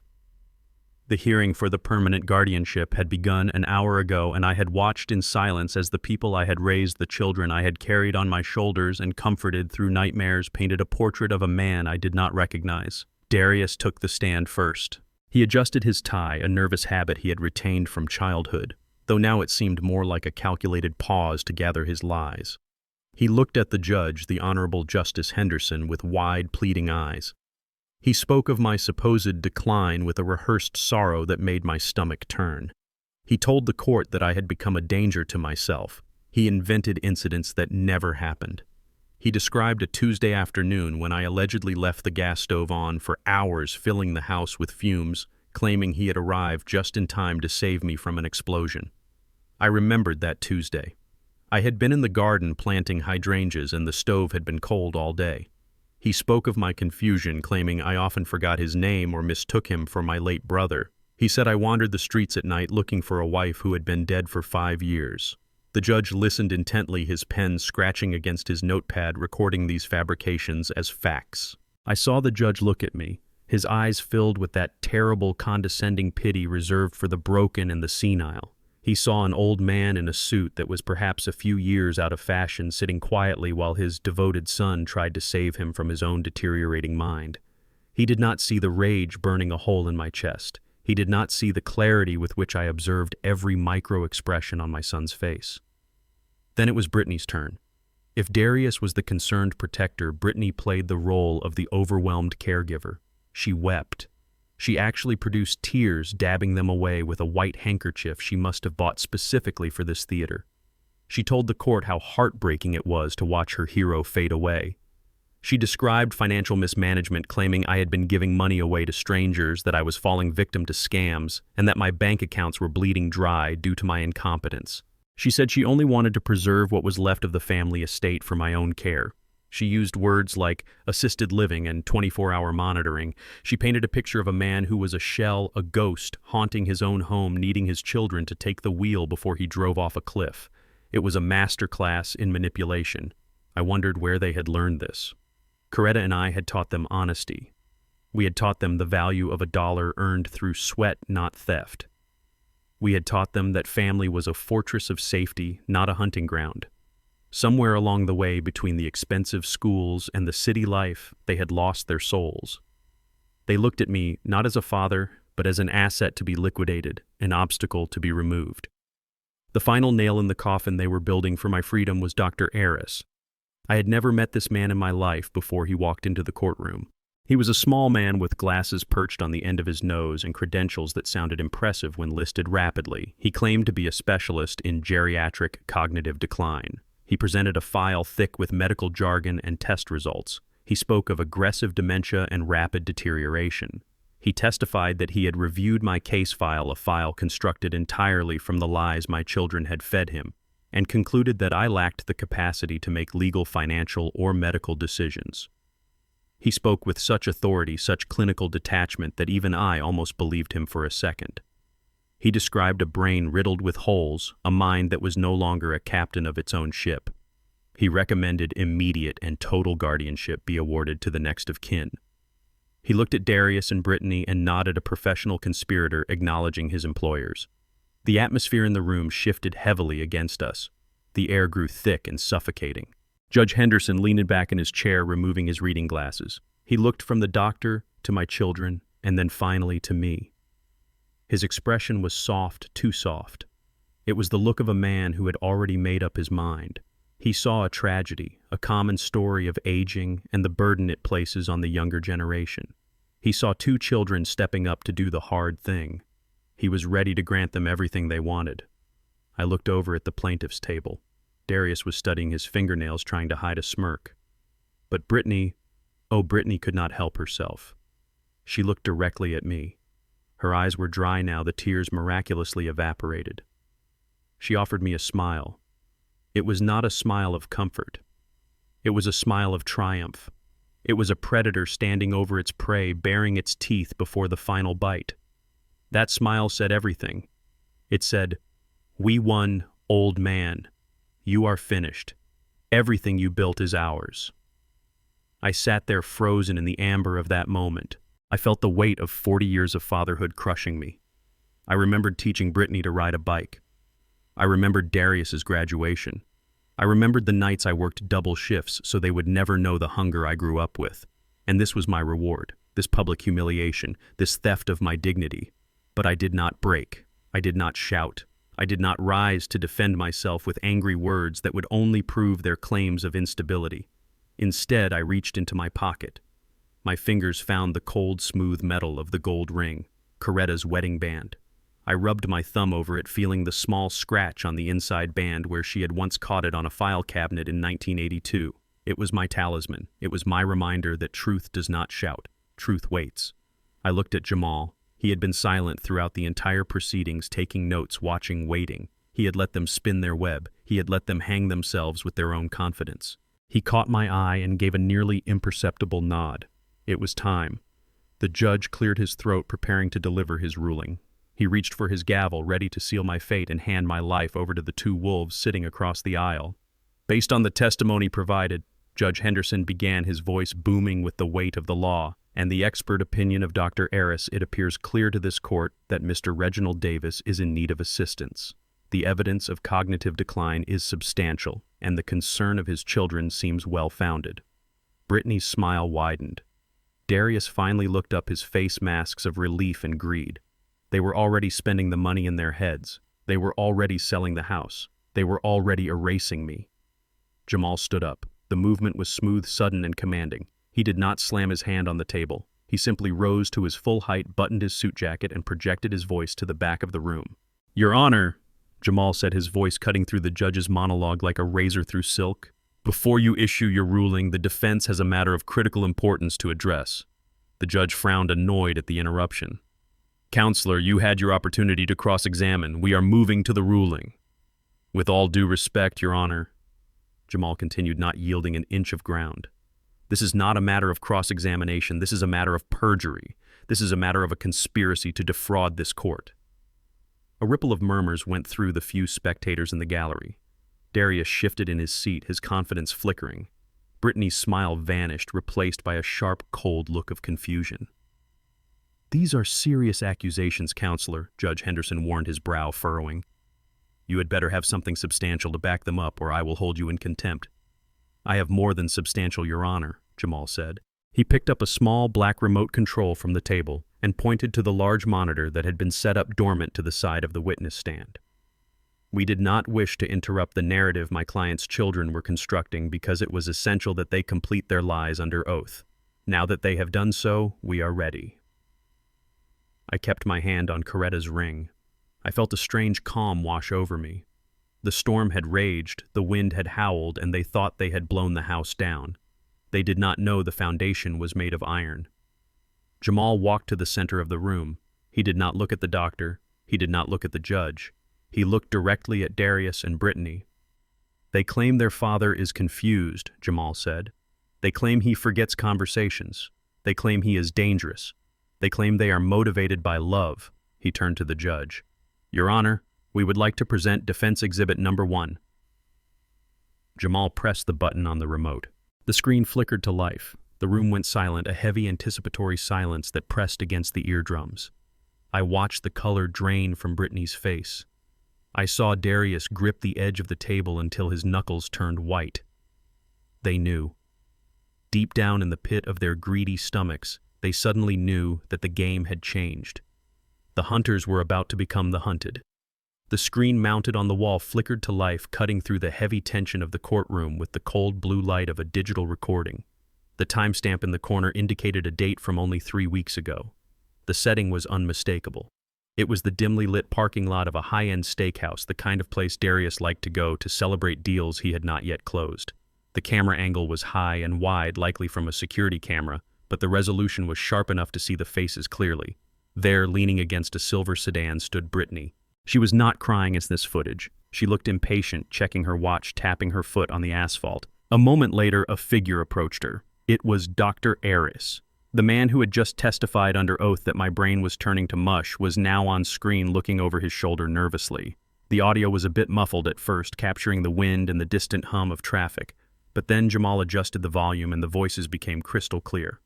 "I have the preliminary report ready," the doctor said on the screen. "It states significant cognitive impairment, but we need to be careful. If he gets a second opinion, this falls apart." Brittany laughed. It was a sharp, cruel sound that echoed in the silent courtroom. "He won't get a second opinion," she said. "We control his schedule. We control his transport. He doesn't go anywhere unless we take him. Just make sure the diagnosis is terminal enough to get the emergency guardianship granted. We need access to the accounts by the 1st of the month." On the screen, Brittany reached into her designer handbag. She pulled out a thick white envelope. It was bulky. She handed it to the doctor, who took it quickly and slid it into his jacket pocket. "Consider this a down payment," she said. "There is more when the judge signs the order." The video froze on the image of the doctor shaking Brittany's hand. The courtroom erupted. It wasn't a roar, but a collective gasp, a sudden intake of breath that sucked the air out of the room. The judge's eyes went wide, and his gaze snapped from the screen to the witness stand. Dr. Eris had turned a color I had never seen on a living human being. He looked as if all the blood had been drained from his body. He opened his mouth to speak, perhaps to offer some impossible excuse, but no sound came out. He slumped back in the witness chair, shrinking into himself, realizing that his career, his reputation, and his freedom had just evaporated in 60 seconds of video. Brittany jumped to her feet. Her face was a mask of panic. "That is out of context," she shrieked, her voice cracking. "That is a deep fake. That is not real." "Sit down," the judge barked. His voice was no longer soft. It was thunder. "Sit down and be silent, or I will have you removed." Brittany collapsed back into her chair, covering her face with her hands. Darius looked at her with a mixture of horror and fury, not because of what she had done, but because she had been caught. He started to inch his chair away from her, trying to physically distance himself from the sinking ship. But Jamal was not finished. He did not give them a moment to breathe. He did not give them a second to formulate a new lie. "Your Honor," Jamal said, his voice calm and deadly. "That brings us to exhibit number 2. While Ms. Davis was handling the medical fabrication, Mr. Davis was handling the emotional manipulation. He pressed the remote again. The screen went black, but the speakers came alive. This was not a video. It was a voicemail recording. I recognized the date immediately. It was the night of my birthday, the night neither of them had called. I had sat by the phone for hours. Now I knew why it hadn't rung. The audio crackled, and then Darius's voice filled the room. It was unmistakable. It was slurred, heavy with alcohol and arrogance. He was talking to someone, perhaps his wife, perhaps a friend. "The old man is hanging on like a cockroach," Darius's voice sneered. "I thought he would have kicked the bucket last winter, but he is too stubborn to die. I am tired of waiting. The house is sitting there rotting, just gathering equity, and he is just taking up space. He is a useless old man. He is practically dead already. We just need to push him into the grave so we can cash out. I have debts, baby. I need that liquidation now." The recording ended with the sound of ice clinking in a glass and Darius laughing. I looked at my son. He was staring at the table, his face burning red. He could not look at me. He could not look at the judge. He was stripping the skin from his cuticles, picking at his fingers until they bled. The silence in the courtroom was absolute. It was the silence of shame. It was the silence of truth finally stripping away the lies. The judge slowly took off his glasses. He cleaned them with a small cloth, taking his time, letting the weight of the evidence settle into the bones of everyone present. He looked at the doctor, who was shaking. He looked at Brittany, who was sobbing into her hands. He looked at Darius, who was staring into the abyss of his own greed. Then the judge looked at me. His expression had changed. The pity was gone. In its place was a profound respect and a simmering anger on my behalf. "Mr. Davis," the judge said softly, "do you have anything you would like to say to this court?" Jamal looked at me and nodded. I did not need his help to stand this time. I placed my hands on the table and pushed myself up. My legs were steady. My back was straight. I felt the strength of my ancestors, the strength of the life I had built with my own hands flowing through me. I buttoned my jacket. I walked to the center of the room, standing between my lawyer and the children who had tried to erase me. "Your Honor," I said. My voice did not tremble. It was deep and clear, filling the room without the need for a microphone. "My children have told you a story today. They have told you a story about a man who is lost, a man who forgets the names of his loved ones, a man who leaves stoves on and wanders into traffic.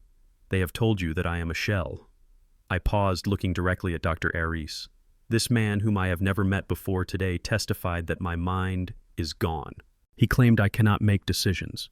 He claimed I am a child in an old man's body. I reached into my inside pocket. I pulled out a folded document bearing the seal of the University Medical Center. Last week on Tuesday, when my son claims I was confused and wandering the streets, I was actually at an appointment I made for myself. I was being evaluated by Dr. Sterling, the head of neurology at the university. I also saw Dr. Chen for a psychiatric evaluation and Dr. Williams for a full physical. I unfolded the paper and held it up. This is a certificate of mental competency signed by all 3 specialists. It is dated 7 days ago. It states that my cognitive functions are excellent for a man of my age. It states that I scored 30 out of 30 on the Montreal Cognitive Assessment. It states that I am fully capable of handling my own affairs, my own finances, and my own life. I turned to look at Darius and Brittany. They were small now. They were children again, but not the innocent ones I had raised. They were children caught with their hands in the jar, realizing the jar was full of scorpions. "I am not senile," I said, pronouncing every syllable with precision. "I am heartbroken." There is a difference. I did not forget who they were. I remembered exactly who they were supposed to be. I remembered the values their mother and I taught them: honesty, integrity, family. It seems they are the ones who have suffered memory loss. They forgot that I am the man who taught them to walk. They forgot that I am the man who built the roof over their heads. They forgot that I am their father, not their bank account. I turned back to the judge. "I do not need a guardian, Your Honor. I need a new lock on my door, and I need to go home." I sat down. The silence held for a heartbeat, and then the judge slammed his gavel down. The sound was like a gunshot ending the war. "The petition for guardianship is dismissed with extreme prejudice," the judge declared, his voice shaking with suppressed rage. "This court finds the testimony of the plaintiffs to be not only non-credible, but malicious." He pointed a finger at the doctor. "Bailiff, take Dr. Aris into custody. I am holding you in contempt of court, and I am referring this matter to the district attorney's office for immediate investigation into perjury, fraud, and conspiracy. You will not leave this building a free man today." 2 officers moved in on the doctor before he could even stand. The judge turned his eyes to Darius and Brittany. "As for you 2, he said, his voice dripping with disdain, "I am issuing a permanent restraining order effective immediately. You are not to come within 500 feet of your father or his property. I am also referring your actions to the prosecutor. Attempting to defraud the court and imprison your own father is a crime, and you will answer for it." Brittany wailed, a high, thin sound of despair. Darius just sat there frozen, watching his future dissolve. "Get out of my courtroom," the judge commanded them, "before I decide to have you arrested right now." Jamal began to gather our papers. I stood up and turned to leave. Darius looked up at me as I passed. His eyes were red, pleading. "Dad," he whispered. I did not stop. I did not look back. I walked past him, past the weeping Brittany, and walked down the aisle toward the heavy wooden doors. The air outside would be fresh. The sun would be shining. I was alone, yes. The family I thought I had was gone. But as I pushed open the doors and stepped out onto the courthouse steps, I felt a weight lift off my chest that had been there for months. I touched the ring on my finger. I was free. And for the first time in a long time, the future was mine to decide. The glass walls of my corner office on the 42nd floor usually offered a view that made me feel like a god. I could see the city sprawling beneath me, a grid of concrete and ambition that I thought I had conquered. But today the view was just a reminder of how far I was about to fall. The air conditioning was set to a crisp 68 degrees, yet I was sweating through my Italian silk shirt. My hands resting on the glass desk were trembling uncontrollably. It had started with a phone call at 7 in the morning. It was from the legal department of Sterling Corp., the rival firm I had been feeding information to. I had thought I was being clever. I thought I was playing the game better than anyone else. I had taken the confidential files from my father's study, the files regarding the waterfront development project, and I had sold them. I had leveraged that insider knowledge to secure a massive consulting fee and a seat on their board. It was supposed to be my golden parachute, my way out of waiting for my father to die. But the parachute had failed to open. The door to my office didn't just open, it flew open. 2 security guards, men with necks thick as tree trunks and faces devoid of empathy, marched in. Behind them walked Mr. Sterling himself. He didn't look angry. He looked bored. He looked like a man stepping on a bug. He threw a heavy stack of legal documents onto my desk. The sound of the paper hitting the glass echoed like a gunshot. "You sold us a lie," Darius Sterling said, his voice quiet and terrifyingly calm. "The waterfront project. The environmental impact reports you provided. The zoning permits. They were all fabrications." I stared at the papers. I saw the words fraud, gross negligence, and damages totaling $15 million. My stomach churned. Those were the files I had stolen from my father's safe, the files I thought were his secret gold mine. I realized then with a sick, sinking feeling that my father had known. He had known I was looking. He had known I would steal. He had planted those files. They were duds. They were traps. He had fed me poison, and I had served it to sharks on a silver platter. "The land is a protected wetland," Darius Sterling continued. "We cannot build on it. We cannot touch it. We just spent millions mobilizing equipment for a project that is legally impossible. And you are the one who verified the data." I tried to speak, but my throat was dry as sand. I tried to stand up to summon some of the arrogance that had carried me through my life, but my legs felt like water. I didn't know I whispered. I thought they were real. "Ignorance is not a defense for fraud," Sterling replied. "You are fired, obviously, but that is the least of your problems. We are suing you for the full amount of the damages. And we have already contacted the district attorney. This is corporate espionage and grand larceny. You are going to prison, Darius." He nodded to the guards. "Get him out of my building." The walk to the elevator was the longest mile of my life. People I had laughed with, people I had belittled, people I had fired, they all watched. They stood in their cubicles holding their coffees, watching the prince of the office being escorted out like a common thief. No one made eye contact. No one offered a hand. I was toxic. I was radioactive. I stood on the sidewalk holding a cardboard box containing a stapler and a framed photo of myself shaking hands with a senator. It began to rain. It was a cliché, a scene from a bad movie, but the cold water soaking into my suit felt real enough. I checked my phone. My bank accounts were frozen. The lawsuit had already hit the system. The credit cards were dead. I had to get home. I had to get to Brittany. She was the only thing I had left. We were a team. We were partners. She would know what to do. She had connections. Her family had money. We could flee. We could go to the Caymans. We could figure this out together. I hailed a cab using the last $50 of emergency cash I kept in my wallet. The ride to our gated community felt like a funeral procession. I stared out the window, watching the world blur. I thought about my father. I thought about the way he had looked at me in the courtroom, not with hate, but with a terrible final disappointment. He had warned me. He had tried to teach me integrity, and I had called him a useless old man. Now the useless old man was sitting in his paid-off house safe and sound, while his genius son was spiraling into the abyss. I ran up the driveway. The house looked dark. The landscaping lights were on, illuminating the manicured hedges and the fountain I had installed to impress the neighbors. It all looked so hollow now. a stage set for a play that had been canceled. I burst through the front door. "Brittany," I shouted. "Brittany, we have a problem." I ran into the living room. It was empty. The paintings were gone from the walls. The expensive sculptures were missing from the pedestals. A cold dread gripped my heart. I ran up the stairs, taking them two at a time. Brittany was in the master bedroom. She wasn't crying, she wasn't pacing in a panic. She was folding a cashmere sweater and placing it neatly into a large Louis Vuitton trunk. There were 3 other trunks already closed and lined up by the door. She looked up when I entered. Her face was perfectly made up, her hair immaculate. She looked at me with the same expression Sterling had used. Boredom. "Thank God you're here," I gasped, leaning against the doorframe, trying to catch my breath. "It's over, Brittany. They know. The deal was fake. Dad set me up. Sterling is suing me for millions. They're talking about prison. We have to go. We have to leave tonight." Brittany didn't stop folding. She smoothed the fabric of the sweater, tucked it in, and closed the lid of the trunk. She snapped the latches shut with a loud click. "We aren't going anywhere, Darius," she said calmly. "I am going. You are staying." I stared at her, my brain unable to process the words. "What are you talking about?" I asked. "We're married. We're in this together." She laughed. It was a dry, humorless sound. She walked over to the vanity and picked up her jewelry box. I noticed it was empty. She had already packed the diamonds.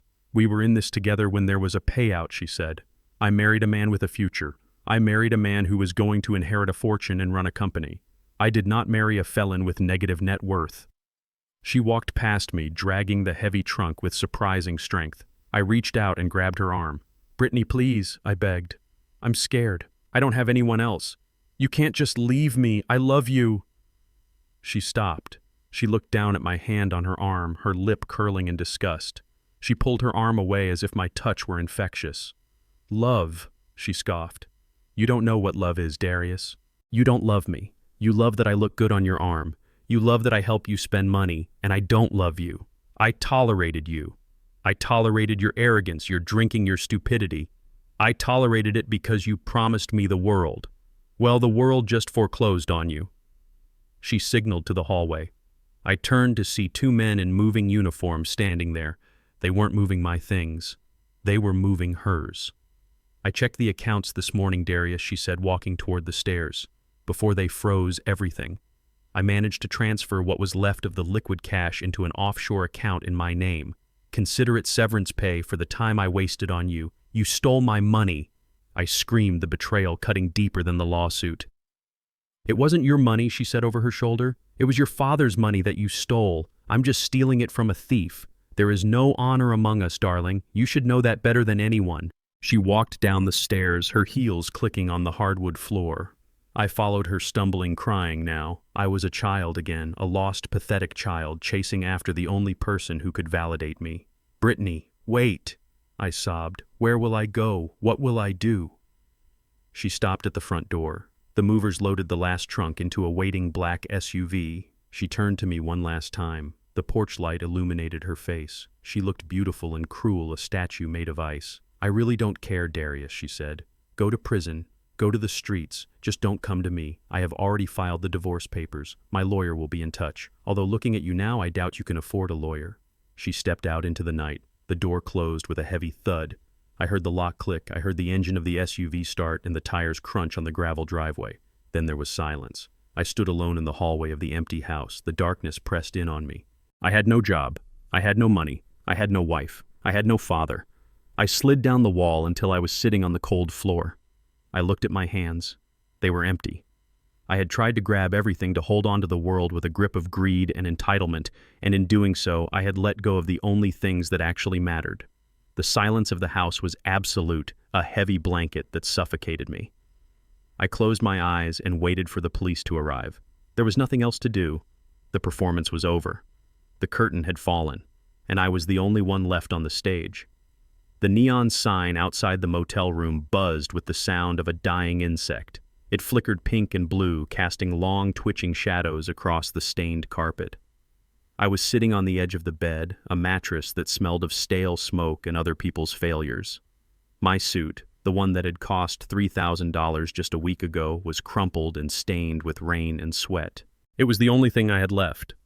I looked at the bottle of cheap whiskey on the nightstand. It was empty. I looked at my phone. It had 3% battery left.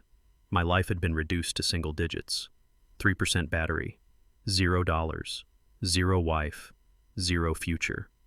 The silence of the room was louder than the sirens that wailed in the distance. It was a silence that screamed at me. It told me I was nothing. It told me I was a fraud who had finally been exposed. I had thought I was a king, but I was just a beggar wrapped in silk.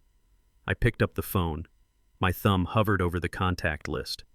I had deleted his number in a fit of rage after the court hearing, but my fingers remembered the digits. They were the digits of the man I had tried to destroy, the man I had called useless, the man who was the only person on this earth who might still care if I stopped breathing. I dialed. The ringback tone sounded like a countdown. 1, 2, 3. Hello. His voice was calm. It wasn't angry, wasn't surprised. It was just there, steady as a rock. Dad, I croaked. My voice was a wreck, cracked and dry. Dad, it's me. I know who it is, Darius, he said. Why are you calling?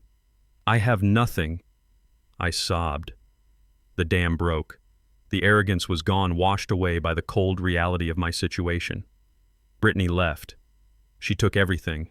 The accounts are frozen. Sterling is going to put me in jail. I'm at the Starlight Motel on 4th, room 12. And, he asked, just that one word. And I can't do it anymore, I whispered. I looked at the bottle. I looked at the belt I had taken off and thrown on the floor. I'm going to end it, Dad. I'm going to check out. I have a handful of pills I bought off a guy in the parking lot. I'm just going to go to sleep. It was a lie, mostly. I didn't have pills. I was too cowardly to die. But I was desperate enough to use my own life as a bargaining chip.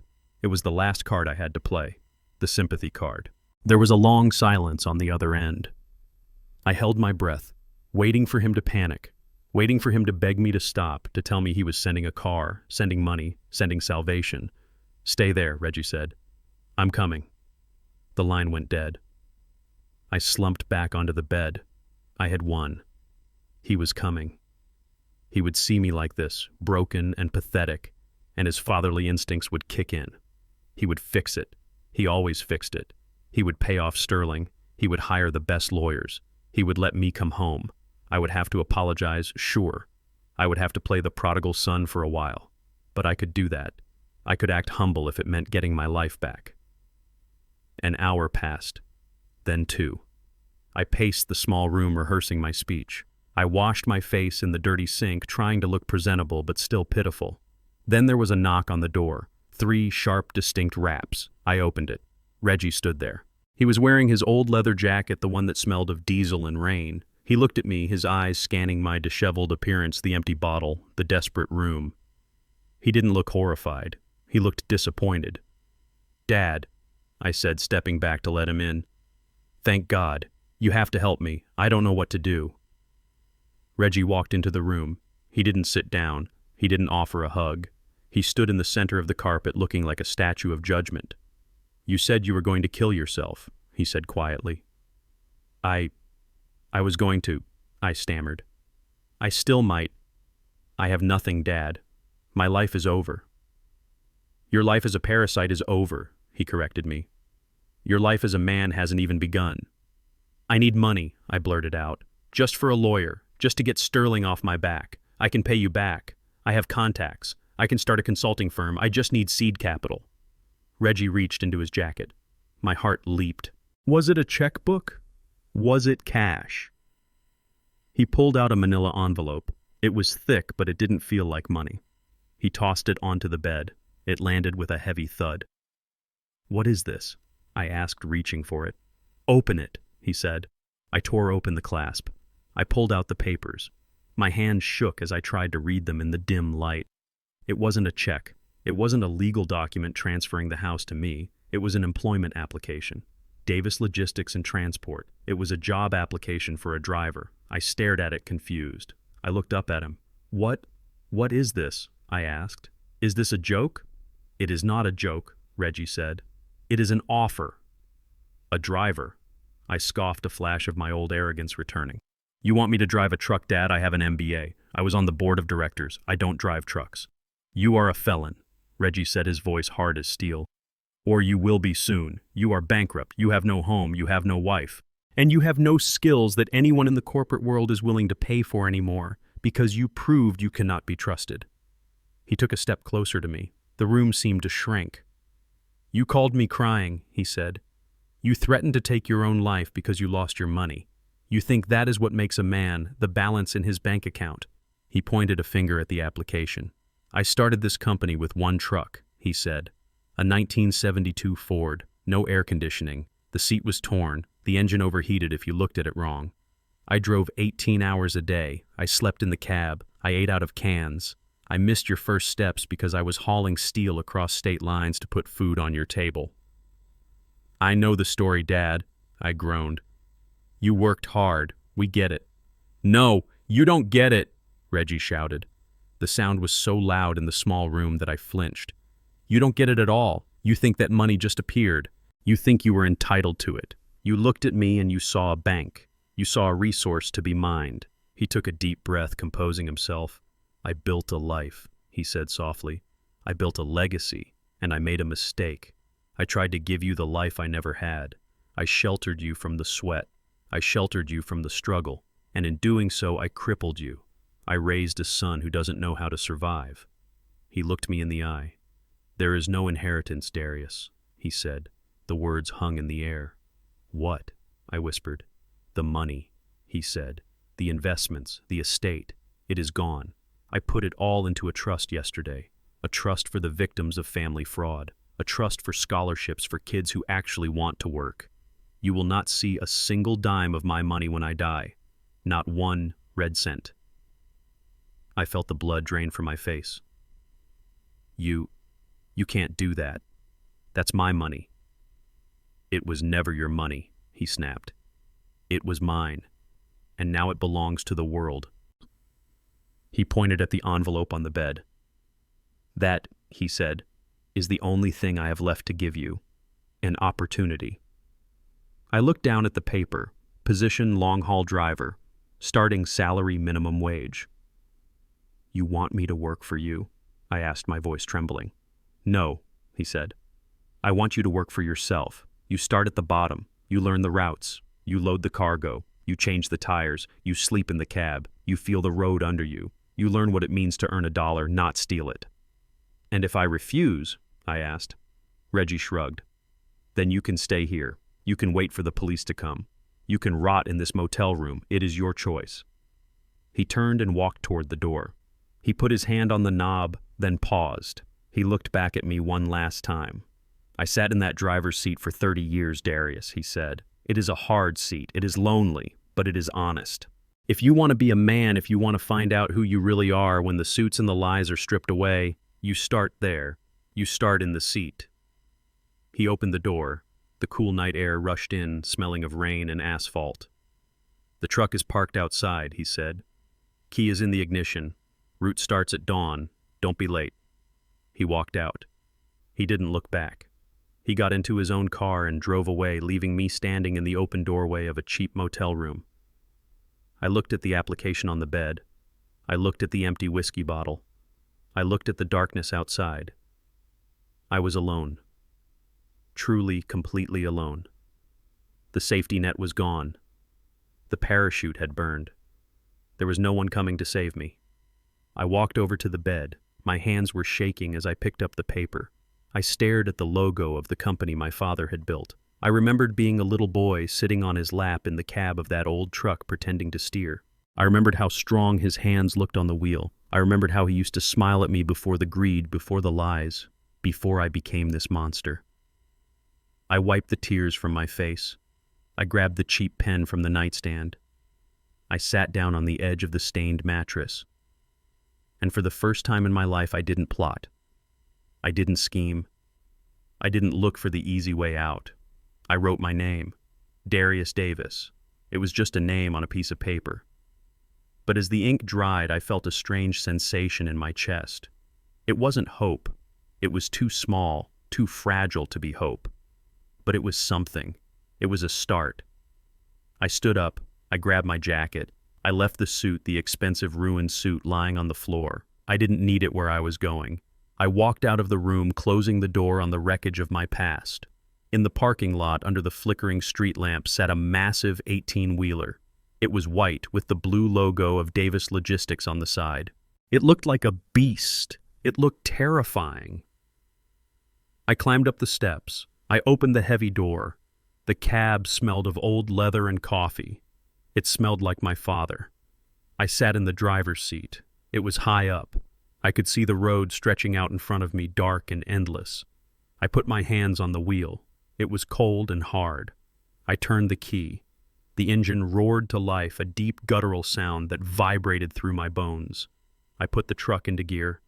There was no inheritance. There was no golden parachute. There was just the road. And for the first time, I was the one driving. The fluorescent lights of the county detention center hummed with a sound that drilled directly into the base of the skull, a low electric buzz that seemed designed to drive a person mad. I sat on the metal bench, my hands gripping the cold steel edge until my knuckles turned the color of bone. The air smelled of industrial disinfectant and unwashed bodies, a sour chemical stench that clung to the back of my throat. I was wearing an orange jumpsuit that scratched my skin, and it was 3 sizes too big. My hair, once my crowning glory, was a tangled mess, and my face felt naked and raw without the armor of expensive makeup. They had taken everything: my diamond earrings, my phone, my dignity. It had happened at the airport. I was in the first-class lounge sipping a glass of champagne, waiting for the flight that would take me to the Caymans. I had felt so smart. I had felt invincible. I had cleaned out the accounts. I had packed the jewelry. I had left Darius to rot in the mess he created. I was the survivor. I was the one who played the game better than anyone. Then the hand touched my shoulder. It wasn't a gentle touch. It was the heavy, firm grip of the law. I turned around expecting a waiter offering a refill. Instead, I saw 2 federal agents and a local police officer. They didn't whisper. They didn't try to be discreet. They announced to the entire lounge that I was under arrest for grand larceny, insurance fraud, and conspiracy to commit medical malpractice. The walk through the terminal in handcuffs had been a blur of flashing cameras and staring faces. The people I used to look down on, the people I used to laugh at, were now filming me with their phones, capturing my humiliation for the evening news. Now I was here, in a cage. I looked at the heavy metal door. I needed to get out. I couldn't stay here. I was Brittany Davis. I did not belong in a place like this. I belonged in penthouses and boardrooms. I belonged in places where the air was scented with jasmine and money. I had used my one phone call. I didn't call a lawyer. Lawyers wanted money up front, and my assets were frozen. I called the only person in the world who had never said no to me. I called the man whose heart I had broken, whose reputation I had tried to destroy, whose mind I had tried to declare incompetent. I called my father. He had answered on the second ring. I had cried. I had put on the performance of a lifetime. I told him I was scared. I told him I was sorry. I told him it was all Darius's fault, that I was a victim of a husband who forced me to do terrible things. I begged him to come. I begged him to bring the checkbook. He had listened in silence. Then he had said 3 words. I am coming. He was coming. Of course he was coming. He was my dad. He was the man who bought me a pony when I was 6 because I cried. He was the man who paid for my first car, my tuition, my wedding. He was the safety net that never broke, no matter how hard I fell. I wiped my eyes with the rough sleeve of the jumpsuit. I fixed my hair as best I could. I needed to look pathetic but hopeful. I needed to look like his little girl. The guard opened the door. Visitor Davis, stand up. I stood up, my legs trembling. I walked down the long concrete hallway, the chains on my ankles clinking with a rhythm that sounded like a funeral march. They led me into the visitation room. It was a long, narrow room divided by a wall of thick, reinforced glass. On one side were the prisoners. On the other side were the free. I sat down on the stool. I looked through the glass. And there he was. Reggie Davis sat on the other side. He was wearing his Sunday suit, a charcoal gray wool that made his shoulders look broad and strong. He wasn't hunched over. He wasn't looking at the floor. He was sitting upright, his hands folded calmly on the counter in front of him. He looked younger than he had in years. The weight of the lies, the weight of Darius and me, it was gone. He looked like a man who had walked through fire and come out made of steel. I picked up the black phone receiver. My hand was shaking. I pressed it to my ear. Daddy, I whispered. He picked up his phone. He didn't smile. He didn't frown. His face was a mask of absolute neutrality. "Hello, Brittany," he said. The sound of his voice broke me. It was the voice of home. It was the voice of safety. "Daddy, you have to get me out of here," I sobbed, letting the tears flow freely. "It is horrible. The women in the cell, they are looking at me. The food is inedible. I can't sleep. You have to post bail. The judge set it at $500,000. I know you have it. I know you can get it. Please, Daddy. I will do anything. I will go to therapy. I will apologize to the court.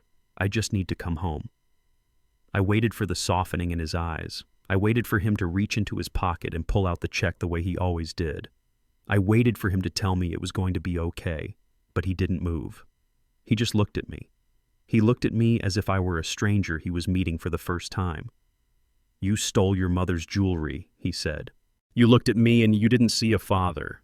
You saw an obstacle. You saw a bank account with a pulse. You hired a doctor to say I was crazy. You stood in a court of law and swore on a Bible that I was dangerous. It was Darius," I shrieked, desperate now, clawing at the glass with my free hand. "He made me do it. He threatened me. I was scared, Daddy. You know how he is." "Darius is driving a truck," Reggie said.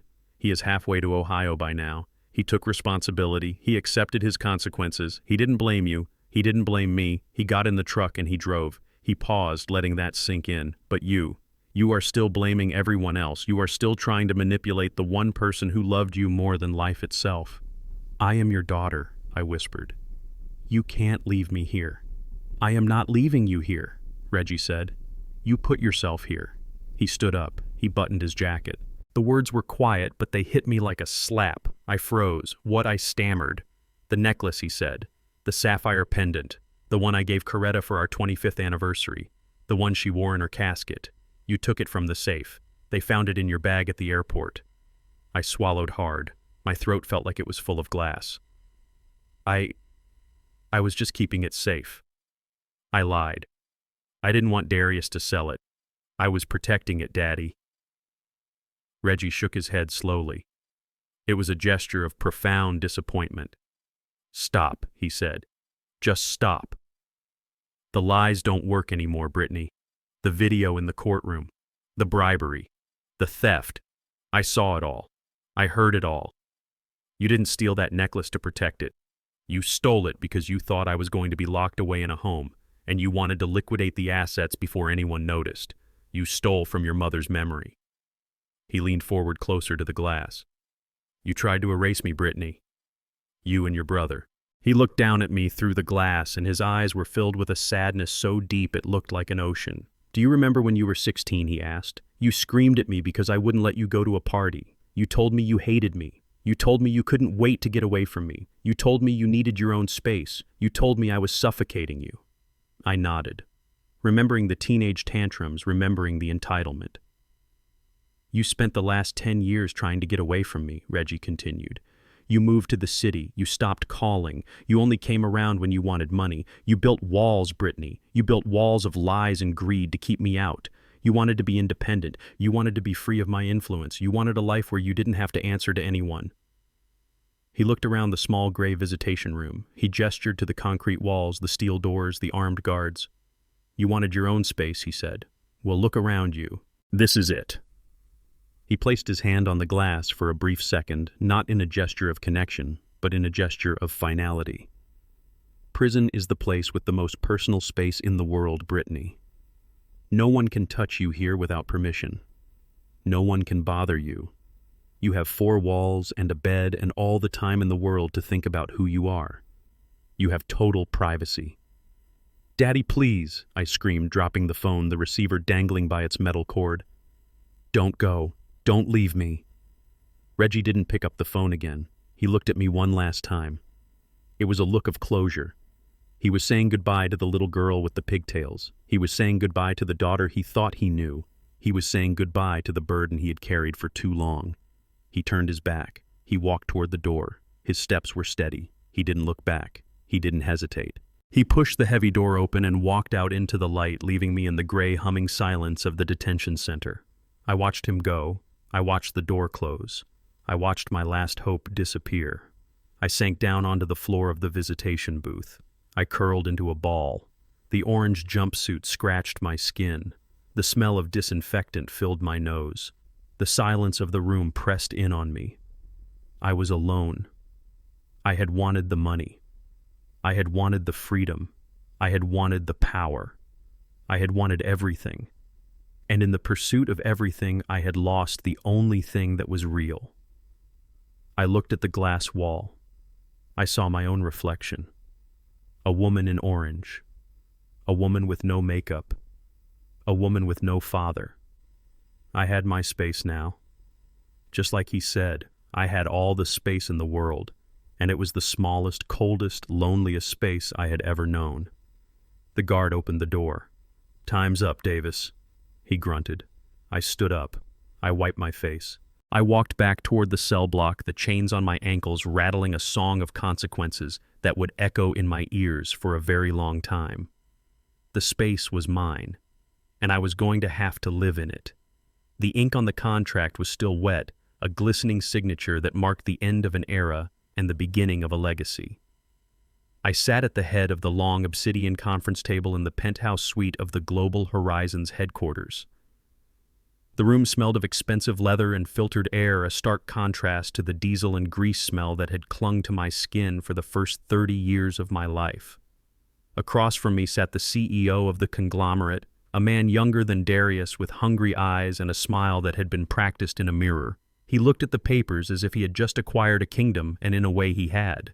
King Logistics was sold. The company I had built from a single rusted truck, the company that had put food on the table and clothes on my children's backs, was no longer mine. The price tag was astronomical, a number with so many zeros it felt abstract, like a coordinate to a distant star. It was a record-breaking sum, enough to buy islands, enough to buy power, enough to buy anything except the one thing I had truly wanted: a family that respected the sweat it took to earn it. But I had not just sold the company for money. I had sold it for peace. And I had sold it with a condition that had made the lawyer sweat and the CEO grind his teeth. I reached out and tapped the thick stack of papers with my index finger, specifically pointing to Clause 42. "It is ironclad," I said, my voice steady in the quiet room. "Every single employee, from the mechanics in the bay to the dispatchers on the night shift, retains their position for a minimum of 5 years. Their pensions are fully funded. Their health care is guaranteed. You do not fire a single soul. You do not cut a single benefit. If you touch one hair on their heads, the deal is void, and I take it all back." The CEO nodded, his smile tight. He knew he had no choice. He wanted the routes, he wanted the infrastructure, and he wanted the name. He had agreed to my terms because he understood that the value of King Logistics was not in the trucks, but in the people who drove them. I had protected my real family, the men and women who had stood by me when the winters were hard and the margins were thin. They were safe. That was the only victory that mattered today. I stood up and buttoned my jacket. I did not shake hands with the room full of suits. I simply walked to the window and looked out at the city. It was done. The burden of the empire was gone. I felt a strange lightness in my chest, a release of tension I hadn't realized I was carrying since 1985. I walked out of the building, past the security guards, past the receptionist who looked at me with awe, and stepped onto the sidewalk. The sun was shining. I took a deep breath. It tasted like freedom. My next stop was not a bank. It was not a car dealership. It was a quiet office building on the outskirts of town, a place with ivy growing on the brick walls and a small garden out front. I walked inside and was greeted by a young woman with kind eyes. On the wall behind her was a large portrait of a woman with a smile that could light up a storm. Coretta. This was the headquarters of the newly established Coretta King Foundation. I sat down at the modest desk in the back office. The check from the sale was in my pocket. I pulled it out. It was a piece of paper that represented a lifetime of labor. I looked at it for a long time. Then I endorsed it. I signed it over entirely to the foundation, every cent. The proceeds from the sale of the company, the liquidated assets, the investments I had pulled from the portfolio Darius had tried to steal. All of it. I was not leaving a dynasty of wealth for ungrateful children to fight over. I was building a legacy of hope. The foundation would provide scholarships for trade schools. It would offer grants for single mothers starting businesses. It would fund legal aid for the elderly facing financial abuse. It would do the work that Coretta had always done in her heart, but on a scale she could never have imagined. I touched the frame of her portrait. "We did it, Corey," I whispered. "It is gone. The poison is gone. The money won't hurt anyone anymore. It is going to heal people now." I felt a profound sense of order being restored. The chaos of the last few months, the courtroom battles, the betrayal, it all receded like a tide going out. I had stripped the gold from the walls of my life and found that the structure underneath was still strong. I was just a man again. Just Reggie. And that was enough. 300 miles away, the sun was setting over a stretch of cracked asphalt on Interstate 80. The sky was a bruised purple and the air smelled of ozone and exhaust fumes. Darius shifted in the driver's seat of the 18-wheeler. His back screamed in protest. His eyes felt like they were filled with sand.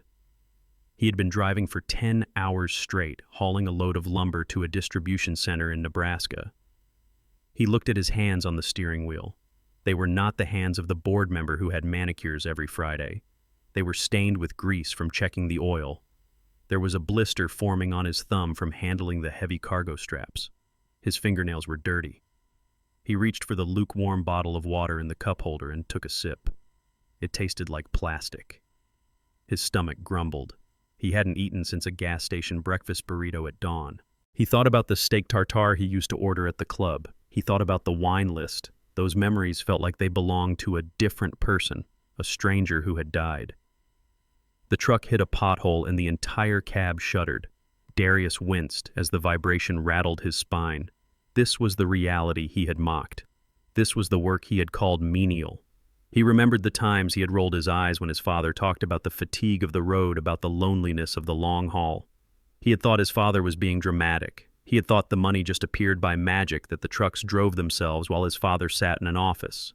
Now he knew. He knew the constant low-level anxiety of the blind spots. He knew the physical toll of the vibration.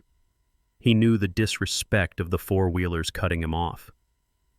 He pulled the truck into a rest stop, the air brakes hissing a weary sigh. He climbed down from the cab, his legs stiff. He walked to the diner attached to the gas station. It was a fluorescent-lit box filled with weary men and women. He ordered a burger and fries. When the waitress brought the check, he stared at it. $12.50. In his old life, $12 was nothing. It was a tip for the valet. It was pocket lint. Now he calculated. $12 was nearly an hour of driving. It was 60 miles of road. It was sweat. It was time. He pulled a crumpled $20 bill from his pocket. He smoothed it out on the table. He looked at the face of Andrew Jackson.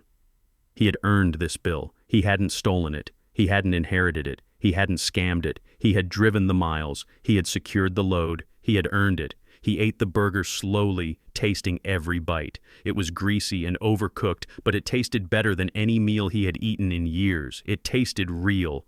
He took his phone out of his pocket. It was an old model, a prepaid burner he had bought at a convenience store because his smartphone had been seized. He had no new messages, no notifications from Brittany, no updates from the stock market, no party invites, just the silence of his new life. He scrolled to the only contact he had saved, Dad. He hovered his thumb over the call button. He wanted to call. He wanted to say something. He wanted to say, "I get it. I understand now. My back hurts and I'm tired and I'm lonely and I finally understand what you did for us." But he didn't press the button. He wasn't ready. He hadn't driven enough miles yet. He hadn't paid enough of the debt. He put the phone down. He finished his meal. He left a $3 tip, calculating that it was 20% because he knew now how hard it was to earn that money. He walked back out to the truck. The night air was cold. He climbed up into the cab and shut the door, sealing himself in his mobile cell. He crawled into the small sleeper berth behind the seats. The mattress was thin. The blanket was scratchy. He lay down and stared at the metal ceiling of the cab. He closed his eyes. He didn't dream of penthouses or yachts. He dreamed of the road. He dreamed of the white line stretching out forever. He dreamed of arriving on time. Back in the city, I walked through the park near my house. The evening was settling in, turning the leaves to gold and rust. I sat on a bench, the same bench where I used to sit with Coretta and watch the ducks. I took a deep breath of the cool air. My house was empty, but it wasn't lonely. The silence was not an absence. It was a presence. It was the presence of truth. The lies had been swept away. The parasites had been removed. The order of things had been reestablished. I thought of Brittany in her cell learning the hard lesson of confinement. I thought of Darius on the highway learning the hard lesson of freedom. They were on their own journeys now. I could not carry them anymore. I had carried them for too long, and in doing so I had weakened their legs. Now they would have to learn to walk or they would fall. I looked at the ring on my finger. The gold was warm against my skin. I did it, Corey, I said to the wind. I saved them. I saved them by letting them go, and I saved myself. I stood up and walked home. Ideally, a father leaves his children a fortune, but sometimes the greatest inheritance a father can leave is the truth. And today, for the first time in a long time, the ledger was balanced. The accounts were closed, and the books were finally truly clean. The sun dipped below the horizon and the streetlights flickered on, illuminating the path to my front door. I walked up the steps, took out my key, and opened the door to a house that was finally peacefully mine.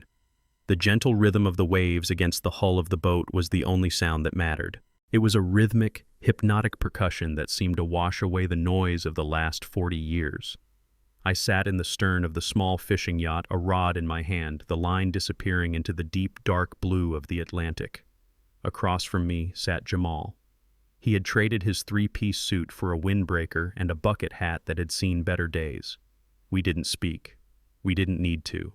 We had spent the last few months talking until our throats were raw, arguing in judges' chambers, negotiating with sharks in boardrooms, and dismantling the wreckage of my family life. Now there was nothing left to say, and that silence was the greatest luxury I had ever owned. The sale of King Logistics was finalized. The money was gone, moved into the foundation where it would do the work of angels instead of fueling the devils of greed. The house was quiet. My life, which had been a roaring engine of stress and obligation for as long as I could remember, had finally idled down to a peaceful hum. The salt air filled my lungs, scrubbing out the scent of burnt diesel and stale courtrooms. I looked at the horizon where the sky met the sea, and for the first time I didn't see a deadline. I didn't see a crisis. I just saw the world. Then the vibration broke the spell. My phone buzzed against the wooden table between us. It was a short, sharp sound, a reminder of the tether that still connected me to the land. In the past, that sound would have triggered a Pavlovian response of anxiety. A buzzing phone meant a truck had broken down in Ohio. It meant a driver had quit. It meant Brittany had maxed out a credit card, or Darius had crashed a car. It meant I had to open my wallet or my veins to fix something. I looked at the screen. It lit up with a single notification, a text message. The name on the screen was Darius. I felt a phantom twitch in my chest, a ghost of the old worry. Had he quit? Was he in jail? Was he begging for a wire transfer? I hesitated, my thumb hovering over the screen. Jamal looked up from his line, his eyes watching me over the rim of his sunglasses. He didn't say anything, but his expression asked the question. Are you going to let them back in? I picked up the phone. I unlocked it. Dad, the message read. I just finished my first haul. I'm in Nebraska. My back is killing me. The seat is hard, but I got the check. $500. I earned it. I stared at the words. $500. In the world I used to inhabit, $500 was a dinner. It was a pair of shoes Brittany would wear once. It was a rounding error on a quarterly report. But here on this screen it was a fortune. I read the part about his back again. My back is killing me. A memory flooded my mind, vivid and sharp. I was 24 years old. I was parked on the side of a highway in Georgia, rain hammering against the roof of my first truck. My back was throbbing with a dull, hot ache that radiated down my legs. I had just unloaded 2 tons of timber by hand because the forklift at the depot was broken, and I couldn't afford to wait. I was exhausted, hungry, and in pain, but I had a check in my pocket. It was enough to pay the rent and buy diapers. I remembered the feeling of that pain. It wasn't the pain of injury, it was the pain of effort. It was the sensation of the body confirming that it had been used for a purpose. Darius was feeling that now. He was feeling the vibration of the road in his spine. He was feeling the stiffness of sitting alert for 10 hours. He was feeling the reality of the world unbuffered by my money. And he had earned $500, not given, not stolen, not inherited, earned. A smile touched my lips. It wasn't a triumphant smile. It wasn't the smile of a man who had won a war. It was a quiet, private smile. It was the smile of a father watching his child take a first step, knowing that the child will fall, but knowing also that the falling is the only way to learn how to stand.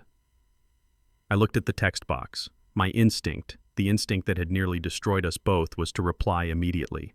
I wanted to type, "I am proud of you." I wanted to type, "Take a break, get a massage, I'll send you some money for a better motel." I wanted to rush in and soften the blow to put a cushion between him and the hard world, but I stopped. My thumb hovered over the keypad. If I replied now, if I validated him instantly, I would be stepping back into the circle. I would be becoming his audience again. He needed to sit with that pain in his back. He needed to sit with that $500 in his pocket. He needed to understand that the reward was the money and the self-respect, not my approval. He needed to learn that he didn't need me to tell him he was a man. The road would tell him. The work would tell him. I put the phone down on the table screen down. "Everything all right?" Jamal asked, his voice low. "Yes," I said. "Everything is fine. Darius just made his first delivery." Jamal raised an eyebrow. And his back hurts," I said. Jamal chuckled a dry, knowing sound.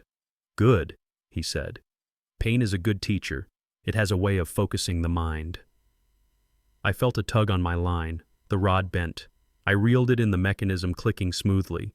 A small fish broke the surface, thrashing in the sunlight, silver scales flashing. It was young, too small to keep. I carefully unhooked it. I held it in my hand for a moment. It was slippery and cold, its gills working frantically, fighting for life. It was terrified. It was struggling. I could keep it. I could put it in a bucket and keep it safe. But in the bucket it would die. It needed the ocean. It needed the current. It needed the danger and the vastness of the deep water to become what it was meant to be. I leaned over the side of the boat. I opened my hand. The fish dropped into the water with a small splash. It stayed there for a second, stunned, and then, with a flick of its tail, it darted down into the blue, disappearing into the depths to fight its own battles. I wiped my hand on a rag. I looked back at the phone. I would not reply today. Maybe I would not reply tomorrow. I would let the silence stretch. I would let Darius wonder. I would let him find his own validation in the miles he drove. I realized then that for 40 years I had misunderstood the nature of love. I thought love was a wall I built around my children to keep the wind out. I thought love was a paved road I laid down so they would never stub their toes. I thought love was saying yes. But I was wrong. The wall I built had become a prison cell that kept them from growing. The paved road had made them weak, unable to navigate the rough terrain of real life. My yes had become their poison. Love, true love, was sometimes an act of subtraction. It was taking away the safety net. It was taking away the easy way out. It was standing back and watching them struggle, watching them sweat, watching them hurt, and trusting that they had the strength to survive it. It was the hardest thing I had ever done. It was harder than building the company. It was harder than facing the judge. It was harder than walking away from the jail cell where Brittany screamed my name, but it was necessary. I picked up the rod again and cast the line back into the water. The sun was beginning to dip lower, painting the sky in shades of violet and gold. I took a deep breath. I was alone on the water, but I was not lonely. I had my dignity. I had my peace. And somewhere on a highway in Nebraska, my son had a backache and 500 honest dollars. That was enough. That was everything. We often spend our lives building castles for our children, hoping they will inherit our kingdom.